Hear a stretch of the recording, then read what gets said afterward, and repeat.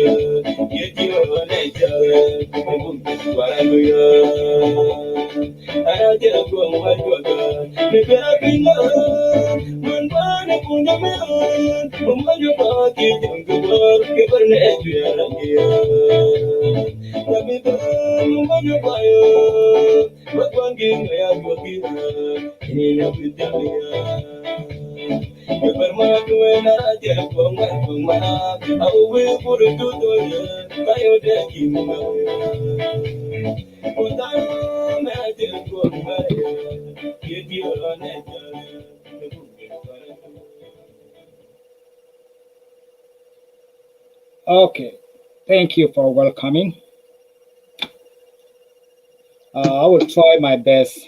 Anyway, uh, I want to say first, I apologize for the timeline I put in a while ago. Supposed to start by 8 o'clock for some reason.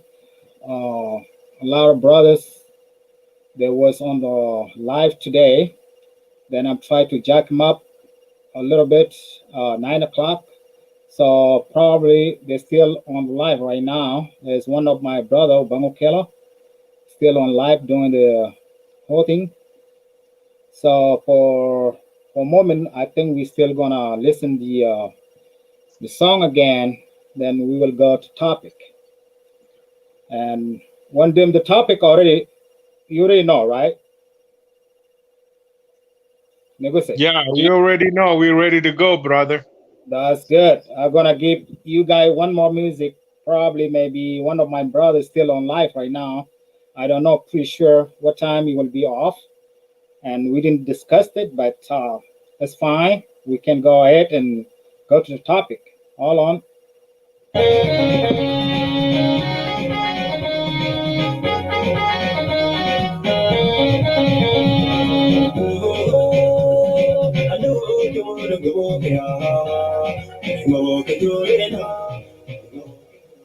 Okay, I want to mention one more thing down here. So the links is right there. I put it on YouTube.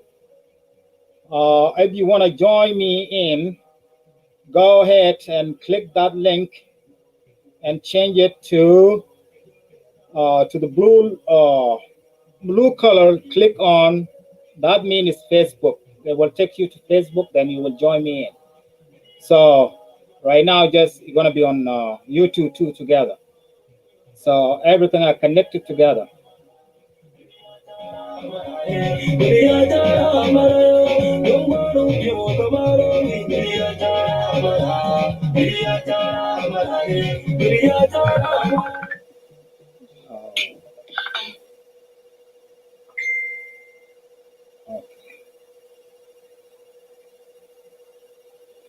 Let me take this.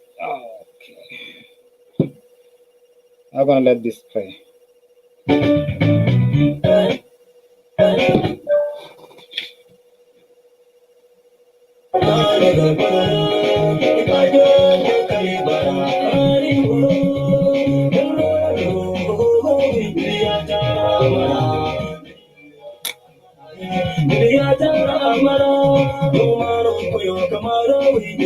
Yeah, that's good. Share the video.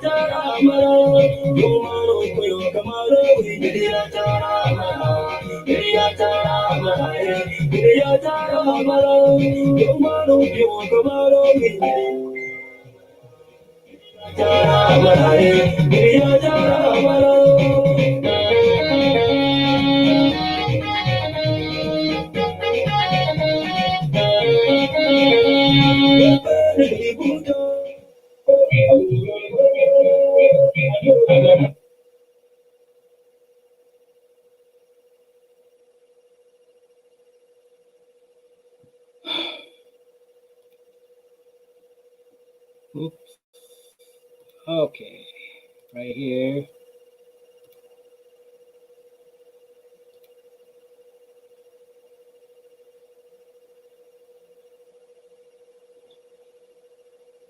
Okay, let sound play it up.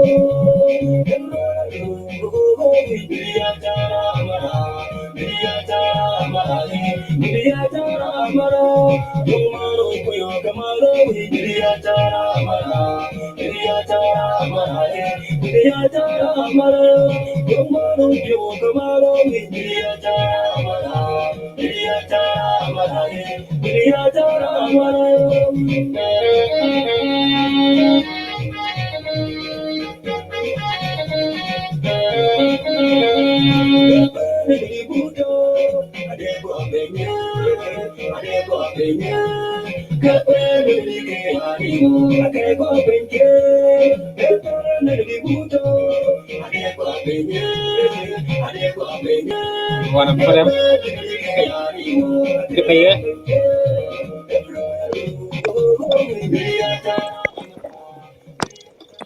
Signal is not good. The signal is not good, or It's yours.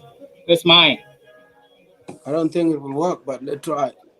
Yeah, you can hear very well. Probably the people will hear it too. Probably. Okay. All right. Let's give a shot now. Probably. Cannot hear well. If you cut off, let me know. We will do it with the phone. Okay.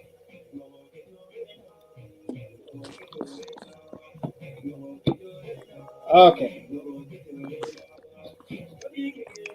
It's not good. Like I am going to put where? I can hear you. shit. It's not good. Okay. Do you want to lock out and come back in, fresh it? Maybe it might help you. Or for some reason the signal is not good. Let me try it again to exit and then come back on. Can Yes. you hear me? Yep, I can hear you very well. Yeah. For whatever reason, do you think now I can hear you. Yep. Can the audience hear me? Any ganga de unurana goni dana man dore weju.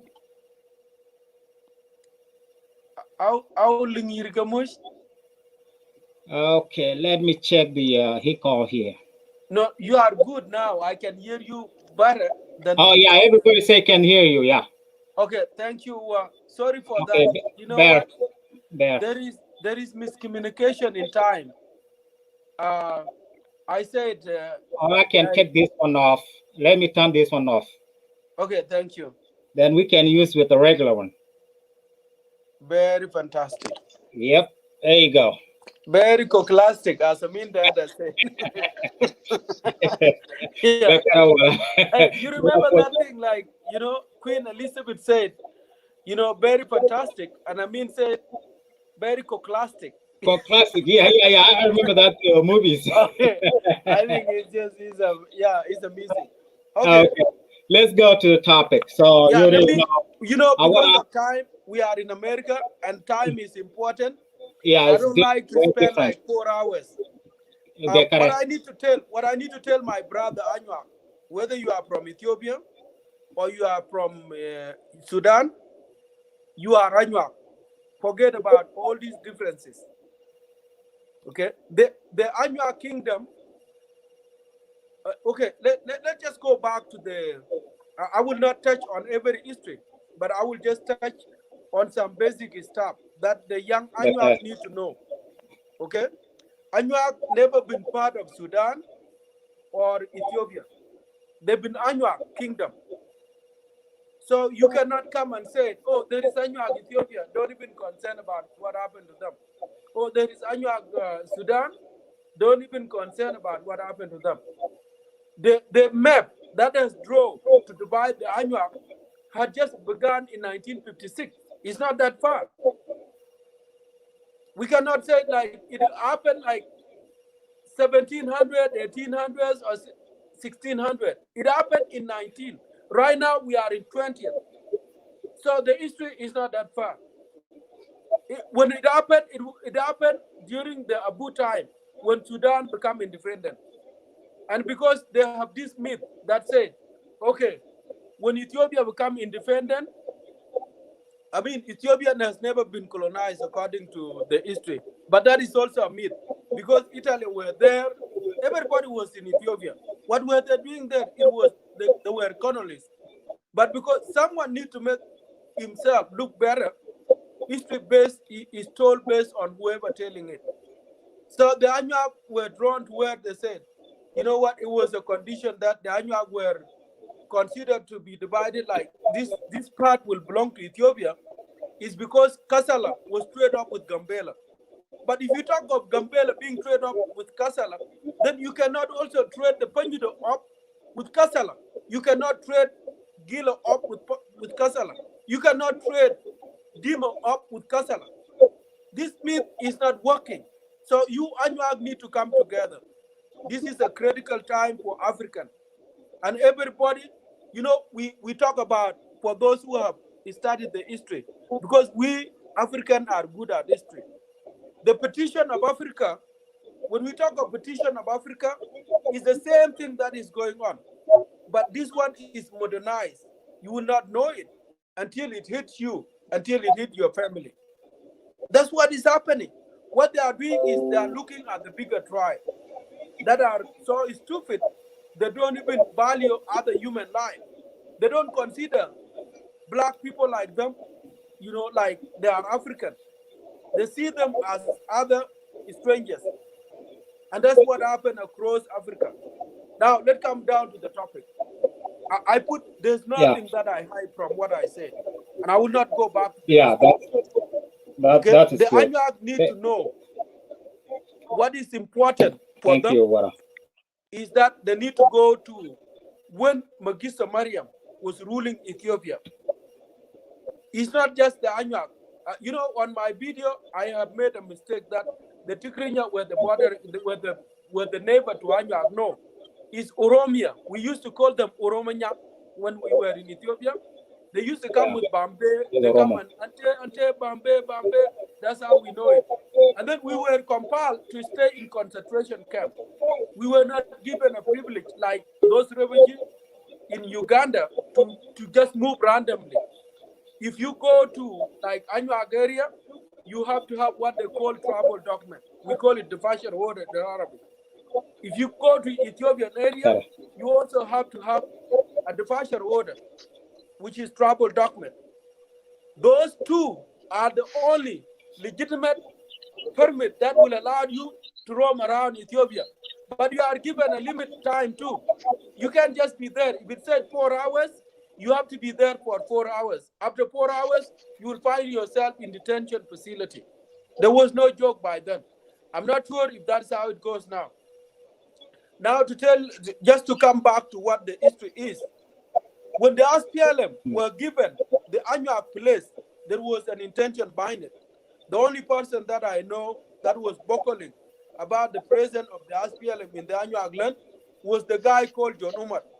Even when, okay, I was in Pinyudo, we used to go and get the grass and then the poles to make our local shelters. We used to go to Chamlung and then Ted, and then a place called Gonga. Gok is just next to Marcus, okay? Marcus the Deep, which is the facility that they train the soldiers in. When we go there, there has to be a permission too. Like the Anuak leaders used to give a permit that you guys have a limitation.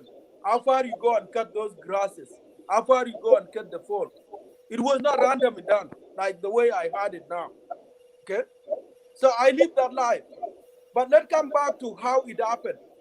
The Anuak did not have a consent for the president of the Sudanese in their territory, the Anuak of Ethiopia. Let's go back to the colonialist division that they have made. So they did not have consent because Magista Mariam by then was a dictator. And it was a communist rule. Wherever what belonged to me is all ours. What belonged to you is ours. So there was no consultation with the local authority by then.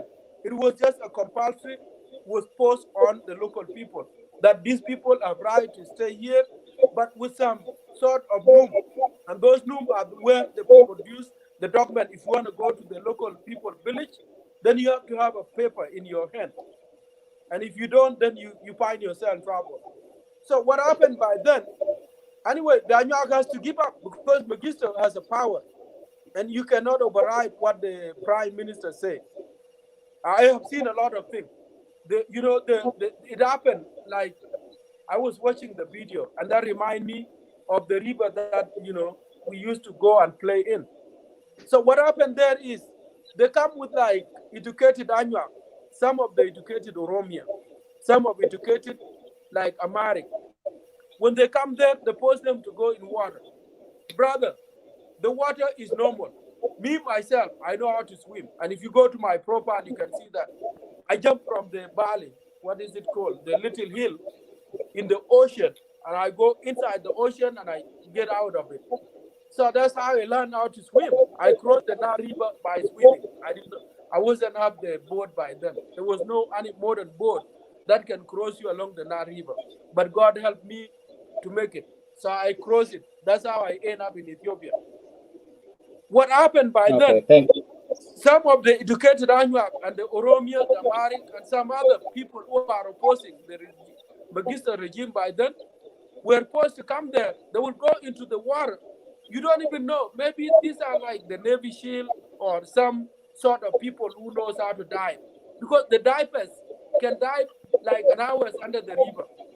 Okay? So that is something we don't know because there's no any sort of education to know exactly what is happening under the water. So what happened by then, some educated people will be brought from either Addis Ababa, and then they will come there. Later on, what we know is that, oh, that individual has something that brought him down. And maybe after 24 hours, you will see that person's body being brought out and people cry. I start imagining it because I have seen a lot of things.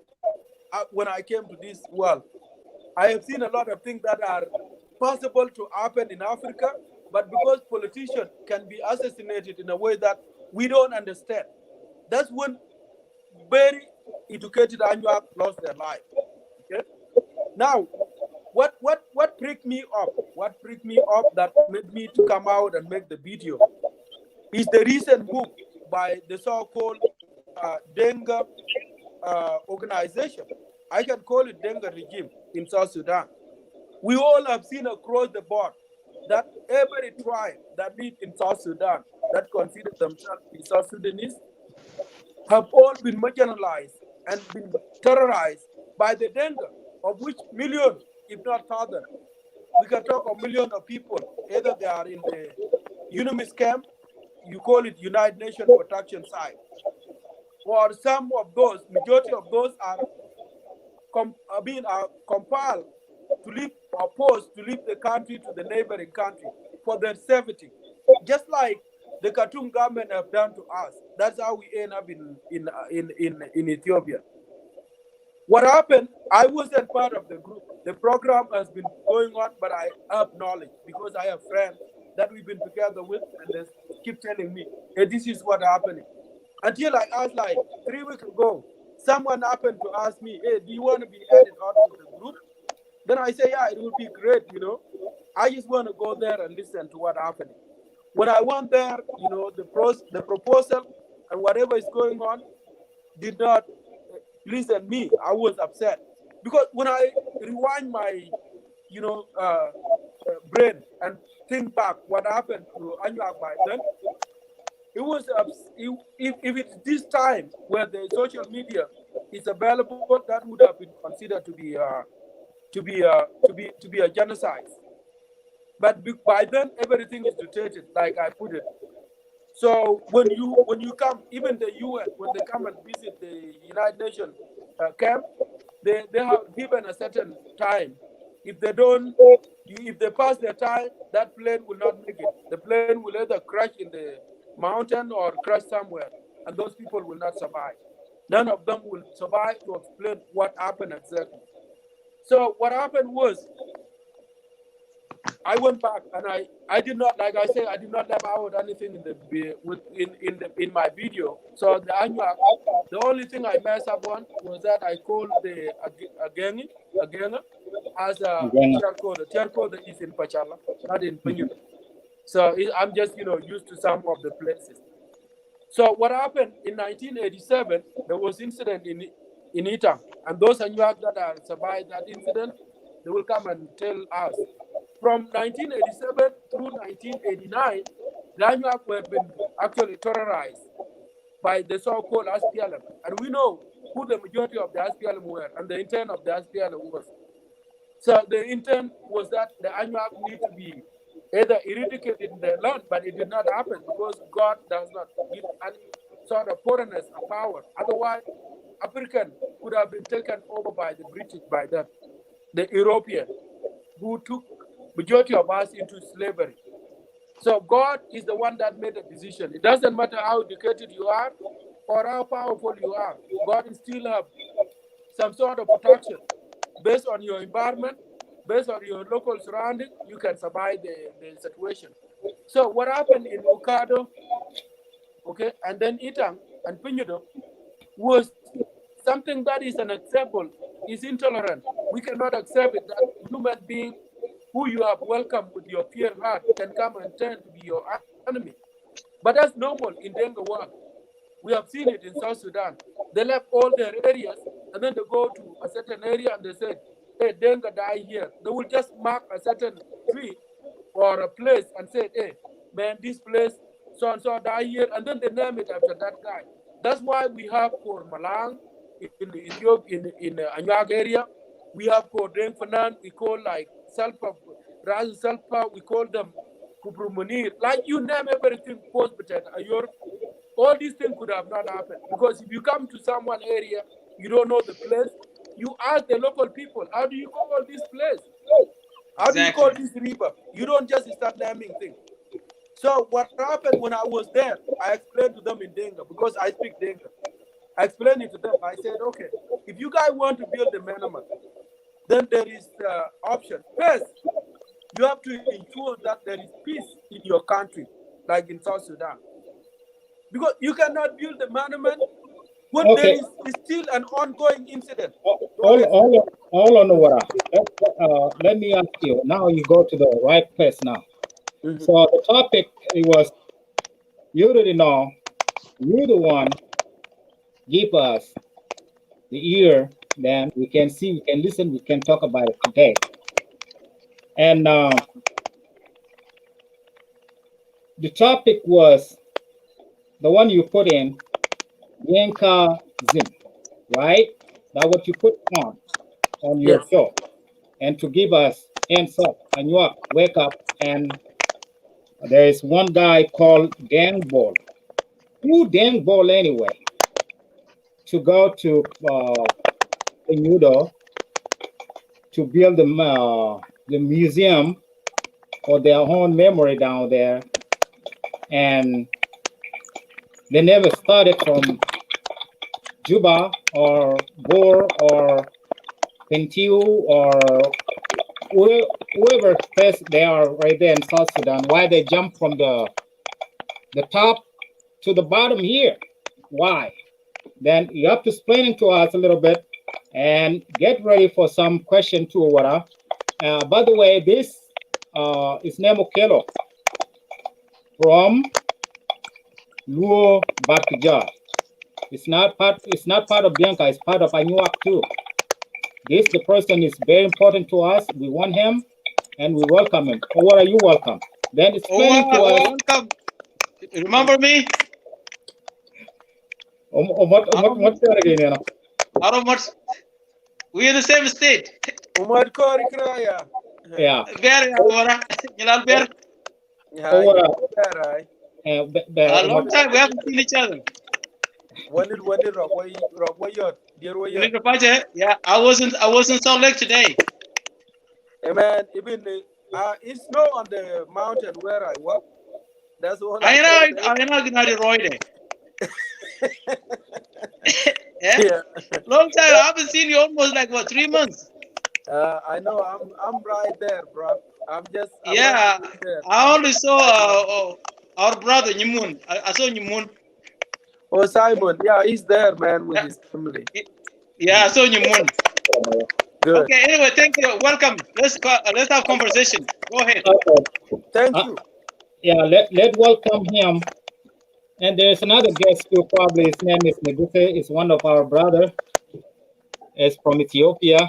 So you should know a little bit. While ago I was explaining to him, he might question you too by according the way you put it on. Okay? But what a lot of people they welcome you, it's your home, and you can say whatever you want to say. We don't know anything much, but probably Omot it will ask you some more question too. Then he's planning to all Anuak, all Ethiopian people. That's why I bring this guy right here in the Guse. Okay, you want to know something too about this guy Dang? Who Dang anyway? So we already know Dang who is, but he don't know. Okay. I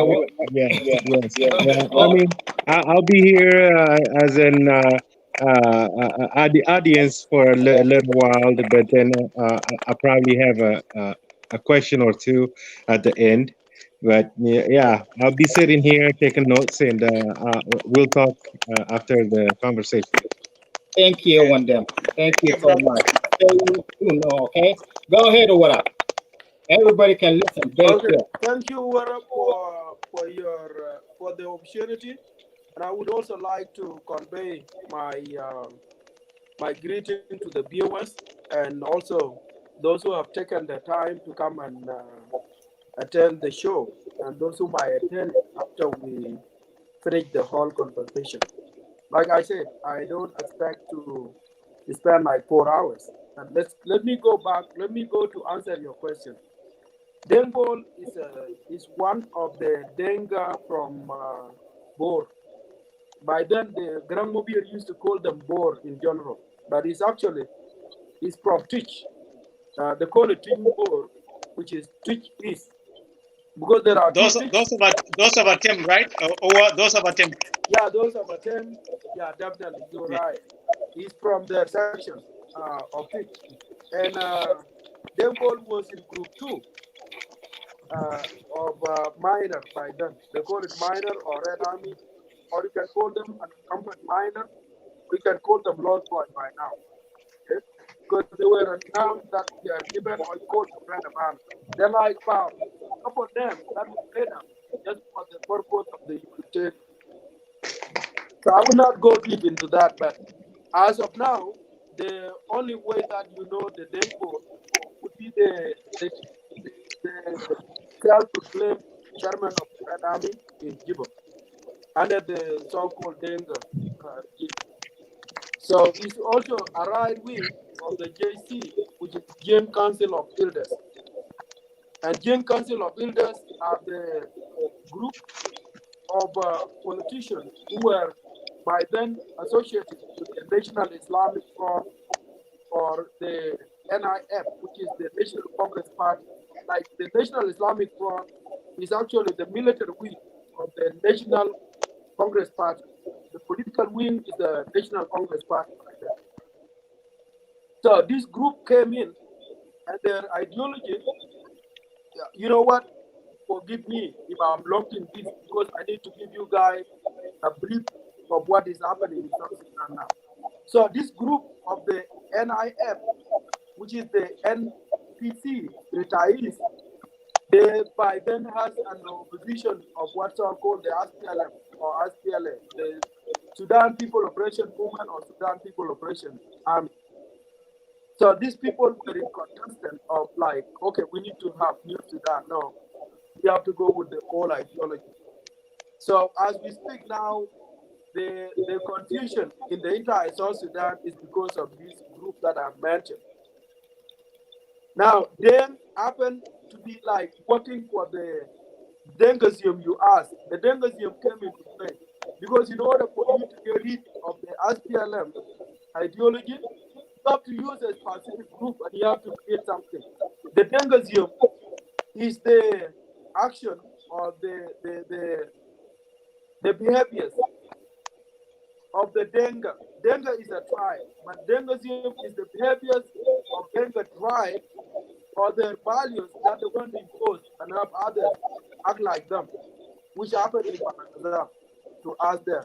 Majority of our people are being circumcised, you know, like given some sort of sign that you behave like Denga, you consider yourself, if you keep an X number of cattle, then you denounce the law and then you become Denga.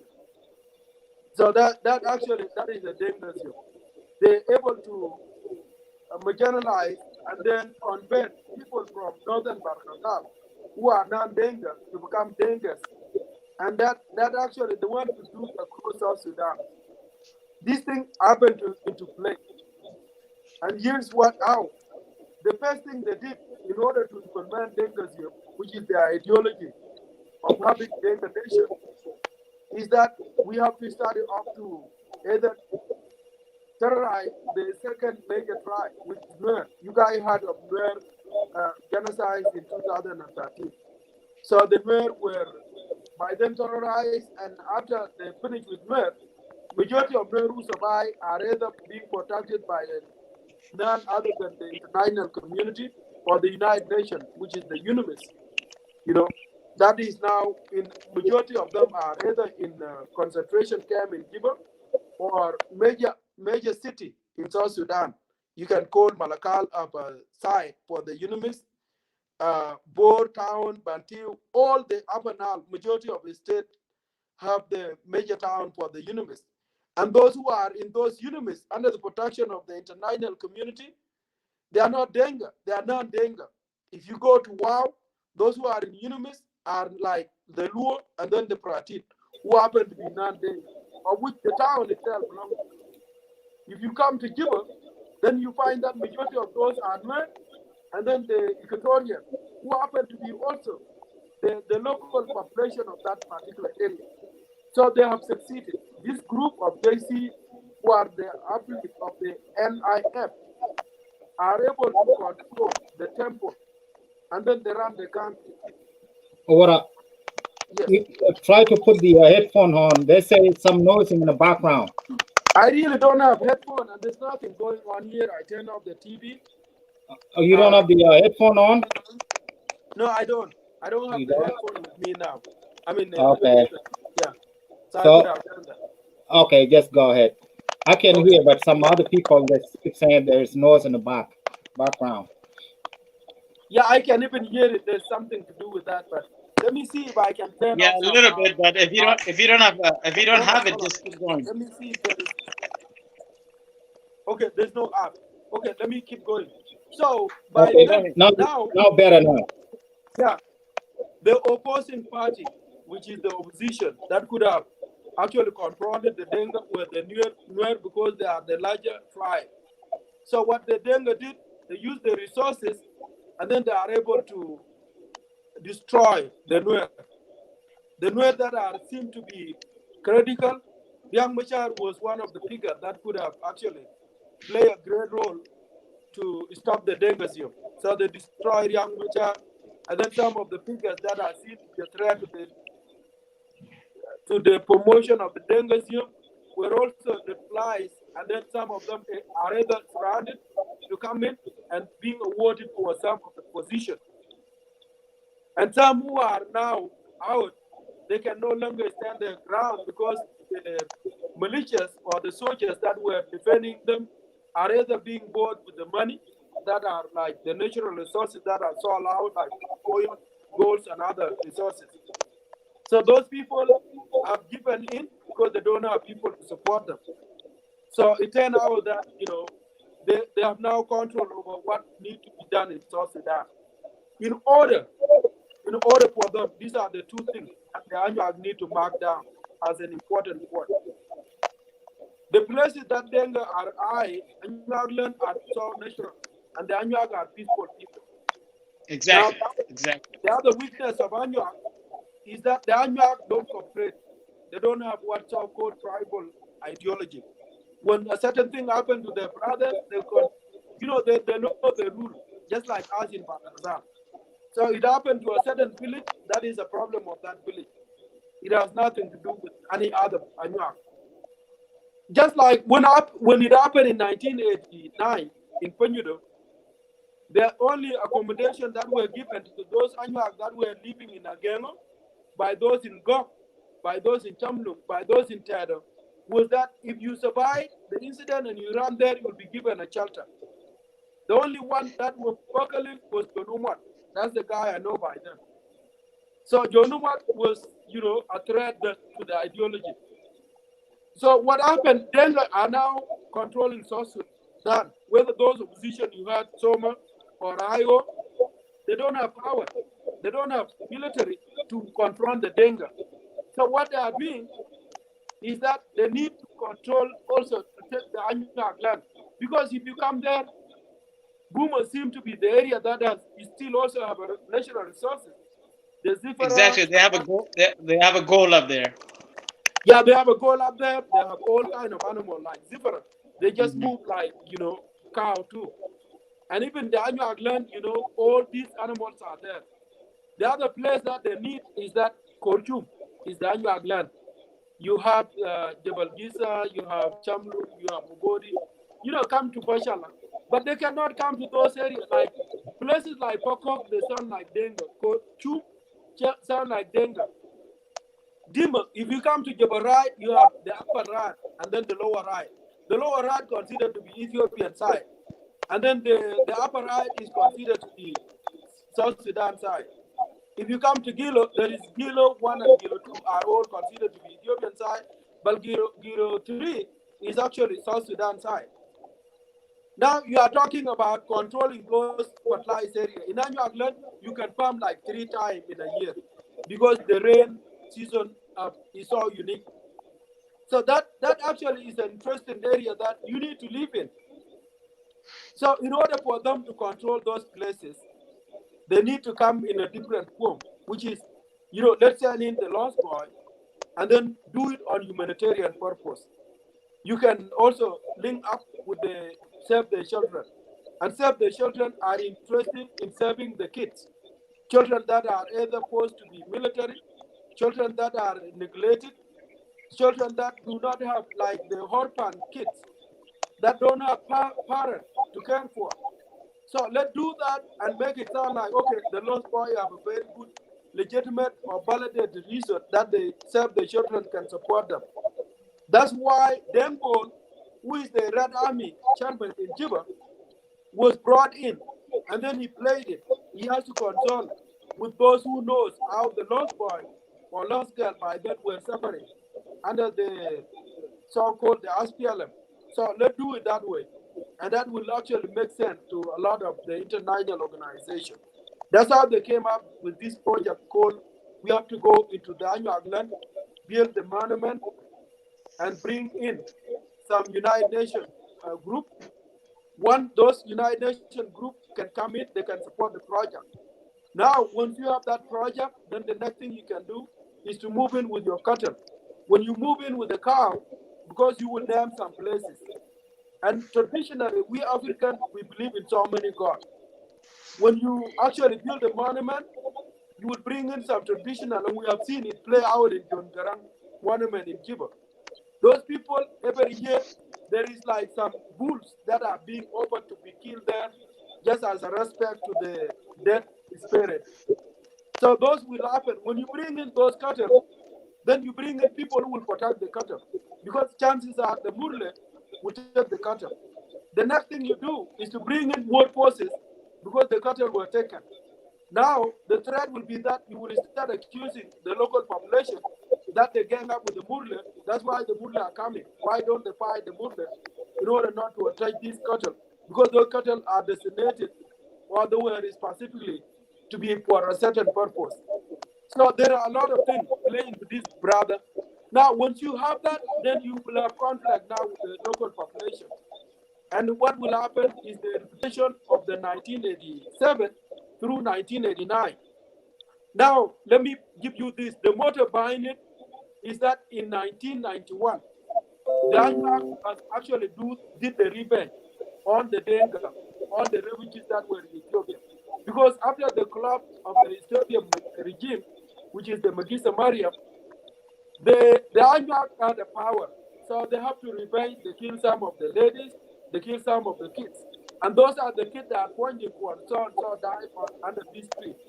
It's not the lion, it's the Anuak that killed those people. The other incident that happened when we reclaimed the Bachelor in 2003, or 2002 to 2003, the Gambela incident is no coincidence on the Anuak. It was the revenge 1991, 92, 93, ensuring that those people who died are being compensated. That's why there was a big incident happened to Anuak, and we have seen the influx of the Anuak in 2003, either they left there to Kenya or to the neighboring South Sudan. Those are the Anuak that survived. So now to make the history strong, you have to start it up with the project will start in Pinyudo, and the project will start up with a small amount like as 10,000. Now what raised the red flag is that I was in the group for like 2 weeks. And the first week there were only 5 people, of which Salmon Mading, who is in Utah, or what he contributed $100. And I have the evidence because the name was brought up. It's not something that Yeah, I remember that. So I viewed it myself. I was just, listening. And then what happened, because nobody wanted to send the money in, Paul himself came up with some 10 people list. And he said, those 10 people, because the intent was to raise like $10,000. So those 10 people, one of them have actually promised that they're going to raise like $1,000. That now bring up $10,000, which was the intent of the project to go on. When that $10,000 was raised, that's when I started asking them. I said, okay, if you guys intend, is to make like monument, because monument is something to do with brother. I have served too. I have served here in this country. I was in J.F. Kennedy Heritage Center. When I was there, that was 2014. They have a program. When you go there was a wall built. That wall doesn't cost $1,000. Anyway, that wall, they put your name there. That you say from this period to this period. And if you go there, you will find my name. Okay? That is called monument. You don't have to build like a hotel. You don't have to reserve the place. That's more than a monument. Yeah, you don't have to build like the guest house. You don't need a place that, you don't even propose to build a school there. It is something to say, okay, so and so at this point have sacrificed or they have done this to this nation. That was it. So I talk in Denga. I speak to them in Denga. I try to explain in Denga so that they can actually understand. So I came up and I said, look, if there was no any intention of Denga expansionism, then there's no need for you guys to come there and say you want to build some places like school and all these things. When in your area, when you left your country, when you left your homeland, it's because your people got killed there. Your mom died, your father was killed, your cousin was killed by the Arab. That's why you ran away for safety into Ethiopia. And that's why we were accommodated there by the local population.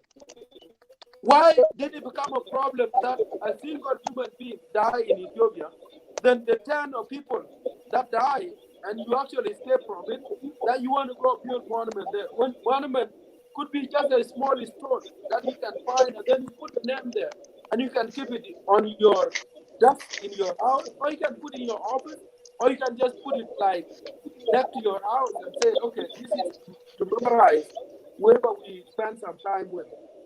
So I explained to them, and then what they realize is that I become a threat to the project. So they have to remove me. Denko himself remove me, and he said he needs someone to come and talk to me. So that's how this thing, become into play. So I thought it would be better for me just to let the Anya understand what is happening in Pinyudo.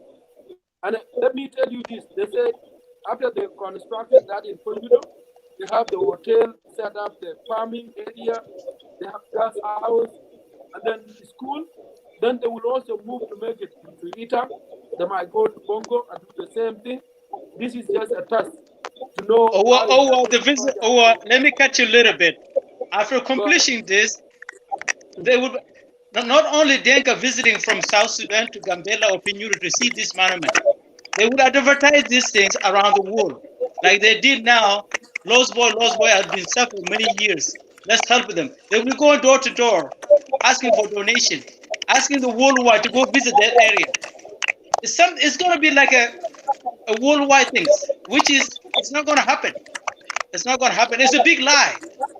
I know that there are a number of professional liars in the Dengabur community on these things. I've seen them. I met them. Some of them, I worked with them for a little while. Like those of Atem, those of Garang. And back then, remember when Nyumun kind of quarreled with Atem? I really didn't know in that time what is behind because Dengabur, like you say, they kind of angered for leadership. Atem, it kind of mislead us.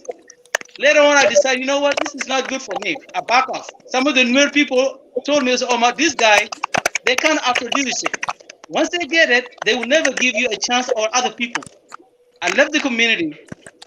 Coming up for this thing right now, going door to door, or telling other people, even the University of Utah, like where you are right now, they ask for the government to give money. Government kind of already been misled by the way they express their story. They're going to do the same thing in Pinyudo and Itang and say this is where we were massacred. And instead of other people, the people that were living there, Gambela people. So they will be going around the world. So who will be the victim? Right there, someone will be a victim between Gambela people and Denga people.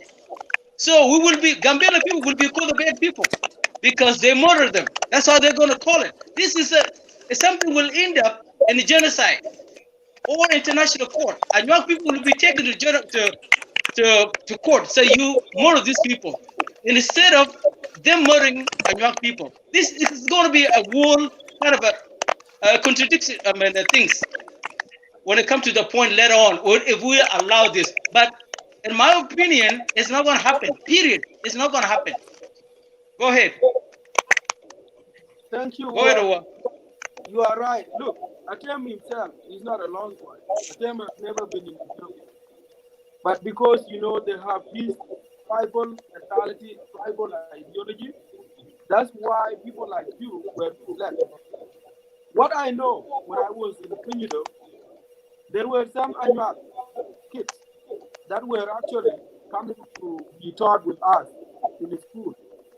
They leave from their home, they come to school, but they don't go to a residence.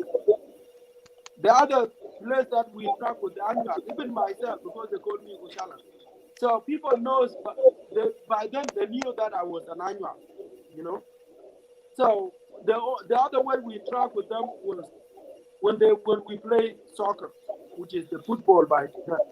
So the inter-school competition, we do it, and then those annuals that attend the school, we bring them in. And even the annuals themselves, when they play, and they want me to be there. Sometimes I go play with them soccer because my name is Uchala, so I sound like Uchala. Now, you said you're right. These people are for leadership, but it's not just about leadership. It's about Denga ideology. Like they know how to speak English, they know how to speak Arabic. Especially board. Yeah, but they will only use their language to say, "Oh no, don't say that word in English. This is called pew. Don't call it water." All they are doing is that they are trying to, promote the Denga language, the Denga values, the Denga ideology, which they don't have. Because if they have it, they could have very good foundation within the local area, within the native land. They never have those. They just come when the problem now, our brother Omar, sorry, I did not answer your question. Yes, it is correct that the Denga or the SPLM were not killed in 1991 by the Anuak, but you have to understand, based on the Denga ideology, those people who killed Denga when we left the Anuak or Ethiopia by then were the Anuak that killed Denga, not the Ethiopian troops. That's the idea behind it, and it's a rebellion that they are doing. So the TPLF, which is the Tigrinya People Liberation Front, were the one that killing people, not the Anuak. Exactly. But according to the Denga, because there was a guy called, is it Aqua or what is his name? Aqua? I don't know if it was one of the. Huh? Aqual. Okay, that guy. Let me just not mispronounce his name. He's an Anuak guy, but I think he was one of the officers in the Tigrinya People Liberation Front by then. And also, there was a call up in 1991 between the guy called Pocham. He's from Ajuara. So this guy, they attacked Pachala the first time, like at 1 until like the fighting ended like about 8 or 9 a.m. in the morning. It started at 1 a.m. and then it till like 9 a.m. There were a couple of people that were killed there too. You also have to understand when there were like people who move around, there was some of the assassination that happened, especially in Jabal Bisa or Bodi, some other places. And Kocham was proud about this. He wasn't giving compromise. Even the Anuak themselves, if you ever have an association with the SPLM or Denga, he will slaughter you. So there were a lot of things that, were made to believe that the Anuak were the one that carrying out the thing, not the Tigrinya themselves. And that myth become to exist, brother. So you Anuak need to understand. It doesn't matter how you explain it. Go ahead, brother. Yeah, let me add this over.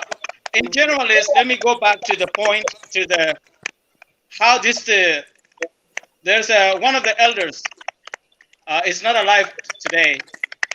He was telling us about how this setup. So there is a hidden agenda behind this Lost Boy or Red Army. From inside, like you mentioned earlier, the young elders, the way they play is they divide people. Anuak by themselves, inside Anuak of Akobo, they divide those people. Kuchala, they divide those people. So, and they can keep the power for themselves. That's how things right now in Juba, how things work. But we outside, we kind of blame our people. Why are you not doing this? But inside there's a division. The same as what happened in Ethiopia, junta, whatever they call it. So, Dengabur have a vision. Once we liberate our country from Puchala all the way to Gambela, we can occupy this as our own. That's the hidden agenda. They have it in their mind. One of the elders that spoke last week, he mentioned that this has already been put in place. So who will be doing this? The young generation. Like Garang, we were speaking to Red Army one time. He said, "You are the future of Sudan, the new Sudan, Sudan Jadid. So you will be carrying the leadership of this country from here to wherever. So where? Itang or Pinyudo. So this is the plan has started now. Denga Boer, because the Garang is from Denga Twitch, Denga Boer is from Twitch. These Boer people, they don't want to lose the Garang agenda. They want to keep it. They want to keep it alive. If you remember, what's his name? Kolmanyang. Kolmanyang never get along with the Salva Kiir because of the leadership angle. They want to see their person only to be there so they can pursue their agenda all the way from Boer to Pinyudo. Now, Salva Kiir is still there. They have to work around with some of the local Boer people to pursue this goal, which is they found. Now they reached Gambela to pursue this. My other question now, okay, you already know the history and everything, and I know you know me. I met your family, you met my family, and our culture as a Luo, okay. If you quarrel with someone, you defeat me, or I defeat you, or I move somewhere, okay, and left the area, kill people up there left. Should I come back and build something without having a consultation, reconciliation first? They kill people in Pinyudo. 91, they kill people in Itang. Okay, coming back now to build. Would they not have anything like let's have a peace or compensation first before building anything? What do they know? What do they have? What kind of power do they carry? In order to say, okay, I killed people a few years ago, I'm going to build this thing. There's no way you can do it.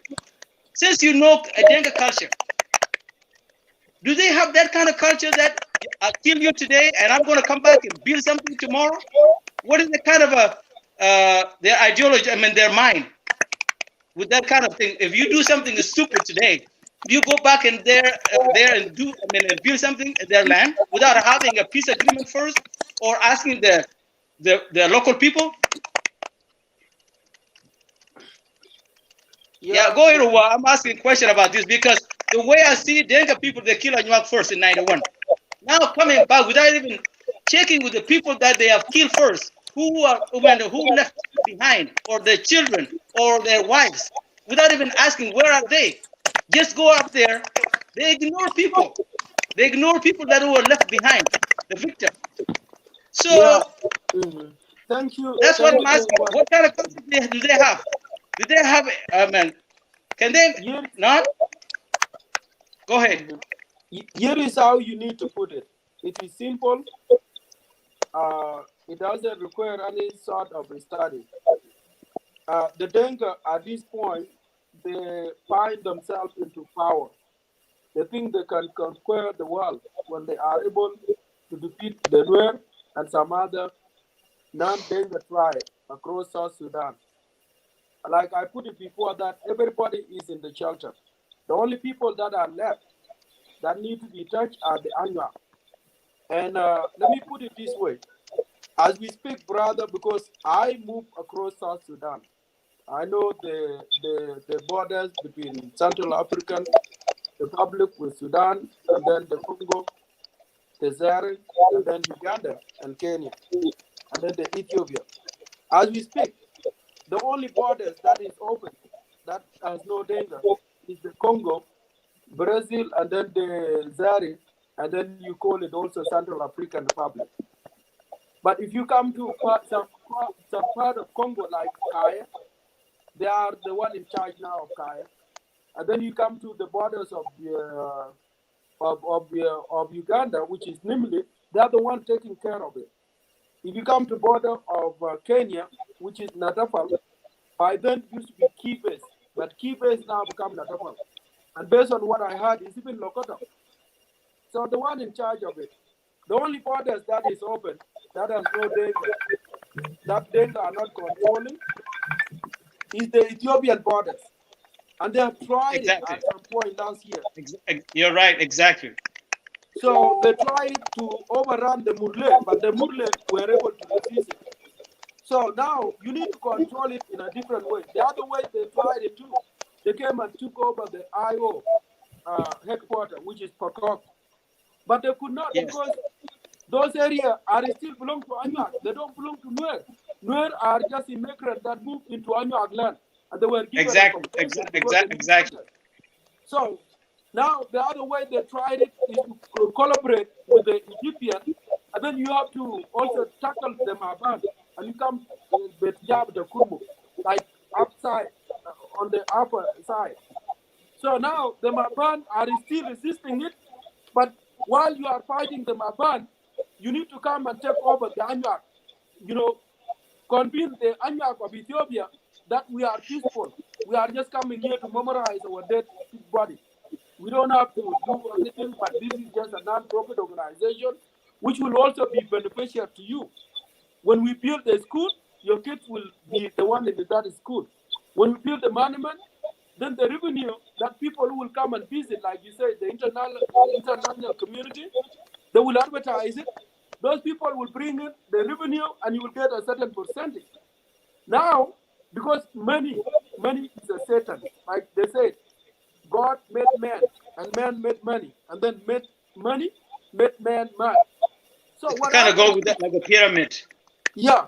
So once you get that into play, it is easy for those who only concerned with self-interest, other than the future of the generation to come. Those people will take that chance. The opportunities are there in every society. And that's why you get those hangouts. They don't even know what is behind this. And then they start saying, oh, yeah, you can build it here, you can build it here. They don't know what will come later on, because all they are seeing is money. And then there will be rich people, they will have a certain status, social status within the society that their grandparents have never had. So why would you miss that chance? I will take it. That's what exactly happened in War. Shukran. Go ahead. You mentioned good things. Okay, let me tell my viewer, our viewer, really what Owa said is true. Anuak, in general, Luo, they're naive, very naive. They have mind. When I was in Kenya, Luo people say we are engine of Kenya. The same as in South Sudan, they are the engine of South Sudan. Educated, well educated, scientists, doctors, everything, you name them. So going back to this, your warning is it should not be new for some of Anuak people. It's kind of a rewinding. What happened in Akobowa, the same thing you say. We'll come as a friend, come with a cuddle, give a friend, and then they land. Start as a friend, and then they move on to the intermarriage. They overrun people. Their population become higher. What happened in 1993, 83? Massacre happened. It started from what? It started from friendship. They're moving. They say, yeah, you my friend. Here's the cuddle. Here you my friend. Here's a wife. You my friend. Here's this. It started like that from Nyum all the way to Akobo. Later on, what happened? They claim that they own Akobo. The same thing will happen to Pinyudo if Anuak people let this Dengabor build a monument, which will not happen. Like you mentioned, monument cannot be built. I mean, doesn't need what do you call it? Attention. It doesn't need a soccer field. It doesn't need a farm. And also, you have to ask us why they're building a monument. Are they reminding the people for the people they kill? Yes, that's what they're doing. They are reminding the Pinyudo people and young people. Here's the monument. We're gonna build this one so you can remember the dead people that we killed. That's what they're doing. And young people will never. The memory of the people is still in their mind and heart. Building that will increase. It will be the cloud of the anguish on their mind, which will not happen. So everyone who walk by, see the monument, the reflection will be in their mind. That's my person. That's my brother. That's my uncle. So how that's gonna work? I know people who are, like you say, we the Luo people will never let this happen. The memory will live in our heart, but we don't want to see something as a symbol to say this is the people we kill. They're not doing it for the Boer people. They're doing it as a symbol of our young people they kill. That's what it is. Matter of fact, I heard about someone I spoke today. The guy who was in a wheelchair was confronted in Gambela today by few Anuak. He was asked question, why are you coming here? And he said the same thing like he said, we are building the monument and also helping the children. So we can remember this is where we start our life. One of the men asked the wheelchair guy, do you remember 1981? The place where you went up there, the dead body is still there. Some of them has not been buried. They're still there. Don't you guys think a little bit? He said, well, it's been a long time and I don't remember. From there, I heard that he was trying to cry, but it's just a fake. He said, well, one of the guys told him, if you want to do such kind of thing, you have to start from the top and go all the way. How did you pass Gambela all the way to Pinyudo without even consulting the leaders first? What kind of power do you have? And he said, well, I don't have, I have people that will show me around. So from what I understand, from what I heard from those two people, this guy is coming back soon. He's not going to last long in Gambela. He's going to come back soon to where he belongs, whether the United States or Australia, wherever he is. So based on that, the people in the ground, they're really, what can I say, more angry than us outside here. They didn't know first. The message kind of like come after this guy arrived. They thought it was just someone from whatever. But later on, the message went out. Thanks to social media. Message went out, especially like you and other people. And then later on, they know, okay, this is the guy. Okay, we're going to confront him. That's how they confronted him yesterday. Go ahead, Uwa. Thank you. Yeah, this is simple. Then when he was there, he was not disabled. When that incident happened in 1989, he wasn't disabled. He was just a normal human. He didn't have those crippled legs. He was normal. So he was healthy and sound. But that happened after that incident of Ethiopia. So he's going back there as a lot into it. But I will not go into personal life. I just need to give the overview that the Anuak at this point should not just talk to talk, because they have seen the worst part of the inviting people who will not say thank you, people who have no appreciation for the good deed you did to them. It is a simple message. The Anuak need to come together. No matter what, despite whatever differences they have among them, they have seen it happen across South Sudan. Every tribe in South Sudan now is in trouble with Denga. No tribe would say Denga have not done anything bad to us. So now the other thing that I want to add on is the current regime of current government of Ethiopia.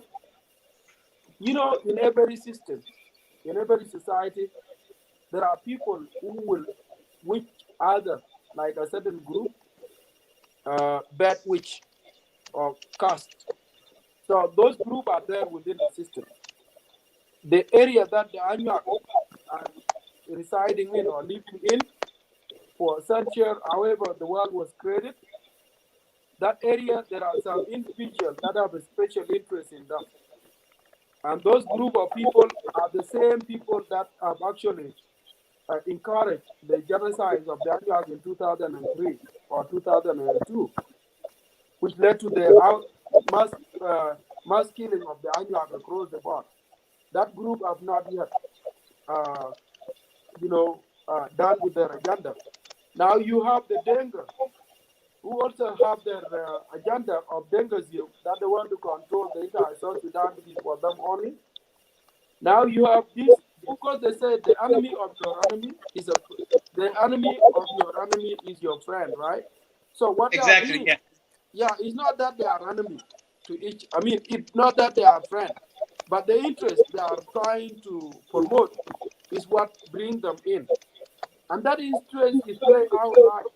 So it is up to the Anuak to say no to what is happening. And then now you are fighting with the two enemies or more than two.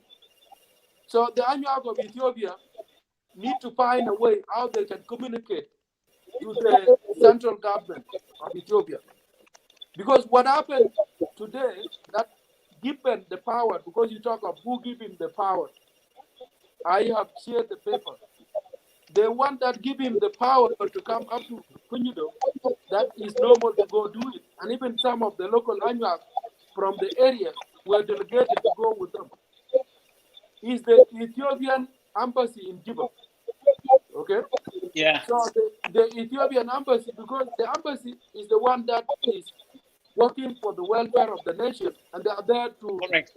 promote the interests of the country with the neighboring country, or you call them their ally. So South Sudan become an ally, and the mission of Ethiopia to South Sudan are representing the Ethiopian government. So the agreement Correct. that were made there, because the South Sudan now has become a Denga government, it has nothing to do with other South Sudanese. That's why Exactly. You're right. every Denga can be given a power to go and do anything they want. So that's what I could add, brother. That's true. I think the point is, I think it's up to the government how to communicate with them, because this thing right here, when you look at it, is a sugar coating. Denga is coming as a Denga, but there is some behind. Who going to be funding this? There's a big people, big fish going to be funding this, which is they see as some going to benefit the local people. But in the other hand, they're hurting the local people. So people need to open their mind. And young people, we are going to open our mind to say, you know what? We don't want this. Period. Period. With no any compromise. We don't want it. We'd rather live like this. When you look at the Boer, I've never been in Boer. Pinyudo is much better than Boer. With the flood and no food or whatever. All these lost boy, their ancestors, their mother, their brother, they're still suffering in Boer. What kind of love is that going from here to Pinyudo, and instead of going from here to Boer to take care of their own people? That's a sugar coating there. They need to take care of themselves first rather than going to other place and take even. There's no way. I myself right now, if I have $1 million, I'd rather help the Luo first than other people. When the Luo people's satisfied, and then I can move on to the next tribes. There is no reason to leave my own people behind and take care of others. So whatever these Boer are doing is a fake. They say we're building a monument, but they're building a bomb. That's the bomb right there. So our young people need to wake up and they say no to this bomb. Not only local people, the central government, like you say, like the diaspora people need to communicate with the government of Gambela and say this, we don't want it. Not only a single person will say yes. I mean, the whole entire people will say no. Period. And then the thing will move on. The donor, whoever, will stop donating their money. Because once they come back, when this guy wheelchair come back from Gambela, it will be shown all these pictures like he did already. It will be shown all the pictures of Pinyudo. Ask for money to complete this whatever monument. But from there, what will happen? All this money that they're going to be collecting from people will be the money to bring people from Boer to Pinyudo as a visitor. From there, step by step, 2-3 years later on, will be a Boer town, which will not happen. Yep. Go ahead. One of our brother need to jump in. I guess what's his name? He need to Like I jump said, in if you want to say something. Well, yeah. Well, I'm watching here patiently, like.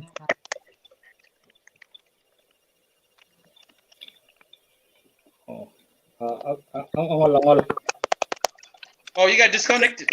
yeah, kujira duo, ganga di kuda one. Well, there is a couple of questions here that was asked Okay. by JNO. Yeah. Okay, thank you, brother. One of the questions, when did the Lost Boy and Lost Girl organization form? The Lost Boy and Lost Girl organization dated back to the foundation of the SPLM. But I would say it was formed in 1987. We in Baragazal, majority of us have left the home in 1985, 1986 to come to Ethiopia. But the influx of majority of the young kids in Ethiopia were from both, like Umar was just emphasizing on it, and I didn't want to specifically point out both. So when this was formed, the intention was that the Denga board who Garang happened to be from by then, he called them board like Twitch, and then the Denga board Garang used to just put them under one name. So what happened by then, he brought in a young people, and the intent was that when Sudan is being liberated, the regime is overrun, that he will introduce the what's called New Sudan. But that was just also a covered up. If you go deep into it, you'll find out that the agenda behind was to promote the Dengasm. That was part of it. So majority of young kids from Dengabor were brought to Pinyudo. When they brought them there, some of us were in Itang. We were brought back from Itang. And then there was also, it's a long-term story. That will also connect with why Young Machar fall apart with Garang. So some of when we saw that Denga board or majority of Denga kids were actually brought to Punjab, and then to a school that they are going in, when other kids are fighting, Riak happened to propose that he want to bring in some of the Nuer kids. And this happened around 1989 to 1990. So in 1989, 1,000 of Nuer kids were mobilized to be brought to Punjab so that they can come and join the Denga. There were like a couple of boats that were capsized. All of the Nuer were put into that boat, and then those kids, none of them have survived. They all died. Some of the kids that came after were just a few Nuer guys. Now, one could not wonder why the majority of the lost boys are only Denga, and majority of them are even specifically to be Denga, happen to be Denga board. It's because of that ideology. The intent was that it's a Denga mission, and then those kids will have a future of the Denga, but it has to be a particular section of Denga that has to be promoted. That's why majority of the Denga kids that were in Pinyudo were all Denga board. And to make things worse too, the first SPLM commander of the Pinyudo was actually from Denga Barkhazan. But what happened when this board came in, they moved him out. Pyangdeng was there. Then they realized that Pyangdeng is not from board, so they have to bring in Denga board. Majority of the teachers that were teaching there are from Denga board. Even myself, when you heard me speaking Denga, my accent in Denga will more be like from Denga board than Denga Barghazal. That's how things happen. So basically, what you are saying, when the formation of that's the formation of the Lost Boy. And you said in your previous video, you mentioned that South Sudan and Ethiopian government made the deal. Yeah, South Sudan and Ethiopian government made the deal. The deal they made now, when I call South Sudan a government, is a Denga government that made the deal with Ethiopia. We are all aware that Kir daughter actually married from one of the Ethiopian guys. So the tie between the current Denga government in Juba with the Ethiopian is like 99%. If the only thing that break the tie a little bit, which drop it down to 70%, was the idea of Ethiopian building the dam, and then Egyptian break apart with the Ethiopian. So South Sudan government want to take advantage of that, try to ally with Ethiopian and bringing in Egyptian with the Egyptian, bringing in the Egyptian troop in the border. That's when Ethiopian current government, trying to break the time, but they realize that it is imperative. They also give advantage to the South Sudanese government. So therefore, the only action they have is to take the land in exchange of what bilateral agreement, for those who might knows what the bilateral agreement is. So they have to give up a certain thing because you have to compromise on other things. And Agland happened to be one of those to be compromised, so that the Egyptian cannot come and have a foundation somewhere or base in South Sudan. That's what I could say about that question number 2. What is it, number 3? Who was the administrator of the Gambela? To tell you the truth, I'm not sure. I did not do some research to find out who is in charge of Gambela right now or by then. But the fact is that thing is existent. The Gambela local government has no hand into this. If there is any hand in the Bela system, then here is how it worked out. My cousin who was killed, who was a chief of the staff, when the Nuer were actually chased out from Pakak, here is how they played it. They brought in the Luo guy because, he's the general chief of the staff. So the Anuak trusted him. That's how they're able to take over the Pakak land. So the relationship between the South Sudan government and the Ethiopian government is a long-term thing. And even with the Lost Boy, I need to mention this because it is important. There are some Luo guy. The reason why they brought me in is because I'm from Luo. So it will be easy for me to convince the Anuak so that they can further their agenda. So there is a guy called Unam.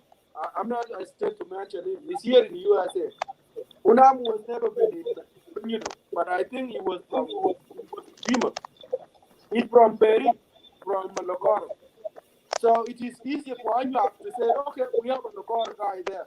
Because the Denga he is related to Johnson Okumu. He's related to Okumu. You know Okumu? Yeah, he's related to him. Mm-hmm. Yeah, he's related to him. So Unam is now being used as a puppet, you can call it, and he doesn't know what he's doing. So he thinks that, we just go there to the management. But how many Lokoro guys? And if you talk of Lokoro too, or Peret, Peter Kid was killed by the same Denga in Chukudum by then. And the guy was killed not because one of the Peret guy wanted to kill the Denga. It was the war between the Dingdinga and the Denga. But because he happened to be one of the intellectuals and the general from Equatoria, he was killed so that they can actually compensate the Denga guy that was killed by the Dingdinga. Because he was considered to be Equatorian. So Unam doesn't know what is happening. There are also some Luo guys from Barakazat that are part of this project. And those people, I want them. I said, you don't know what you are trying to do. If Denga want to do this, let them go ahead with it. If you want to build the parliament, we need to make sure there is a peace in the country, and then we can go there on humanitarian purposes to help the people. Now, number 4, do current Prime Minister Dr. Abiy familiar with the situation? I would not say yes or no, because, he's a politician. And you have to understand, this is more than just a local government thing. So he's a politician, he has an interest on what he needs to do, and he knows who he needs to give up, to give in, or to give up, so that he can actually get ahead with his agenda. So I do not have any clue if he's aware of what is happening, but as long as his council or his ambassador, which is the representative, have signed document, that means there is a consultation made between the two governments. That's what I could say on that part, because ambassador represents the president, and ambassador represents the country. The property of ambassador in any country are actually the property of that country's representative. Thank you. Yeah, let me add something there. Since you brought up the Peri people, Johnson, I talked to him a lot. Even 2 days ago, he called me here. We discussed. He mentioned a few years ago about Boer taking over their land, the Peri people. So it's not something that they started now. It's already been planned a long time ago. Peri people right now, they're suffering. And Okumu talked to me and said, Omar, be careful. He said the same thing like you say, be careful. These people, they're taking our land right now. And they try to take over and move us somewhere else or adopt us as a Denka. So what you guys need to do is don't let them come in, because you talk about Pachala. When someone said, oh yeah, we live in Pachala, the Pachala right now, there's a Denka inside. Okumu told me, Omar, be careful of these people. Right now, Peri, we don't have land. Nyadengs is trying to give the land back to us, but Denka Bull will never let this happen. So, as a brother and sister, you guys are listening. This is not like something was cooked yesterday. It was cooked few years ago, like 20, 30 years ago, before some of us were not born. So we have to be careful, like our brother gave us advice. We have to be careful. We have to open our eyes. We have to coordinate with our new brothers, because you cannot claim one hand. You have to make it two in order to sound to be heard. So we have to cooperate with them. There's a lot of Luo everywhere. So we have to have a connection, share idea. What's the best for ourselves, for Luo? You know, I remember the benefit of being Luo. When I was in Kenya, in Walda, there's an area called Walda. We get benefit from Luo. When we get to Ifo, the same thing. We were given a kind of favoritism because we're Luo. You know, right now, having this information, if not for this guy, for other Luo, we would never heard all this. The receipt was, receiving receipt from all these people. So corporation, you can say a lost brother. You know, we've been dismissed, we've been displaced by many places. Start from Barkazal all the way to Gambela or Kenya, Ladwa, whatever. We need to unite and work together, having common sense, protect ourselves. One day we can be back together as a one tribe. And instead of calling Anuak or Puri, we'll be called one Luo. I'm pretty sure it will happen. But we need to help each other. The warning he's giving us is not only for us Anuak, for the whole entire Luo. He's telling us, don't let these people happen, come and build the monument. We need to stop them from the starting point. We already began. Our next step is telling our governor, Gambela, to say, hey, this is enough. They already come and visit the area. They don't need to come back anymore. They need to hit the road and go back where they come from. Period. There is no second chance. I know they've probably been pushed by some of the government in South Sudan and also the international community who are supporting them or who are funding this project. We don't let this happen. We can write a letter to Geneva even to where these save children, whatever they call it. We have to write a letter to say we don't want this. There's a lot of things happening here a few years ago, 1981, 83, 87. What they're supposed to do is they're supposed to say, we are sorry. Thank you so much for hosting us all these 21 years. We come as a naked, you give us a clothes. We come with no food, you give us a food. But none. They never say thank you. One of the reasons South Sudan is not civilizing is a curse. Because every time you get help from someone, you need to return back and say, thank you so much for helping me, for being who you are, for helping me to reach this point. South Sudan should say thank you to Anuak people for reaching this point to get independent. If not for Anuak, they will never get independence. From start in 1991 all the way to SFLA up to now, no one ever come back and say thank you to Gambela people, to Anuak people. Right now, what they did is, it's not only killing people, they just destroy the tribes, totally. They destroy Anuak tribes.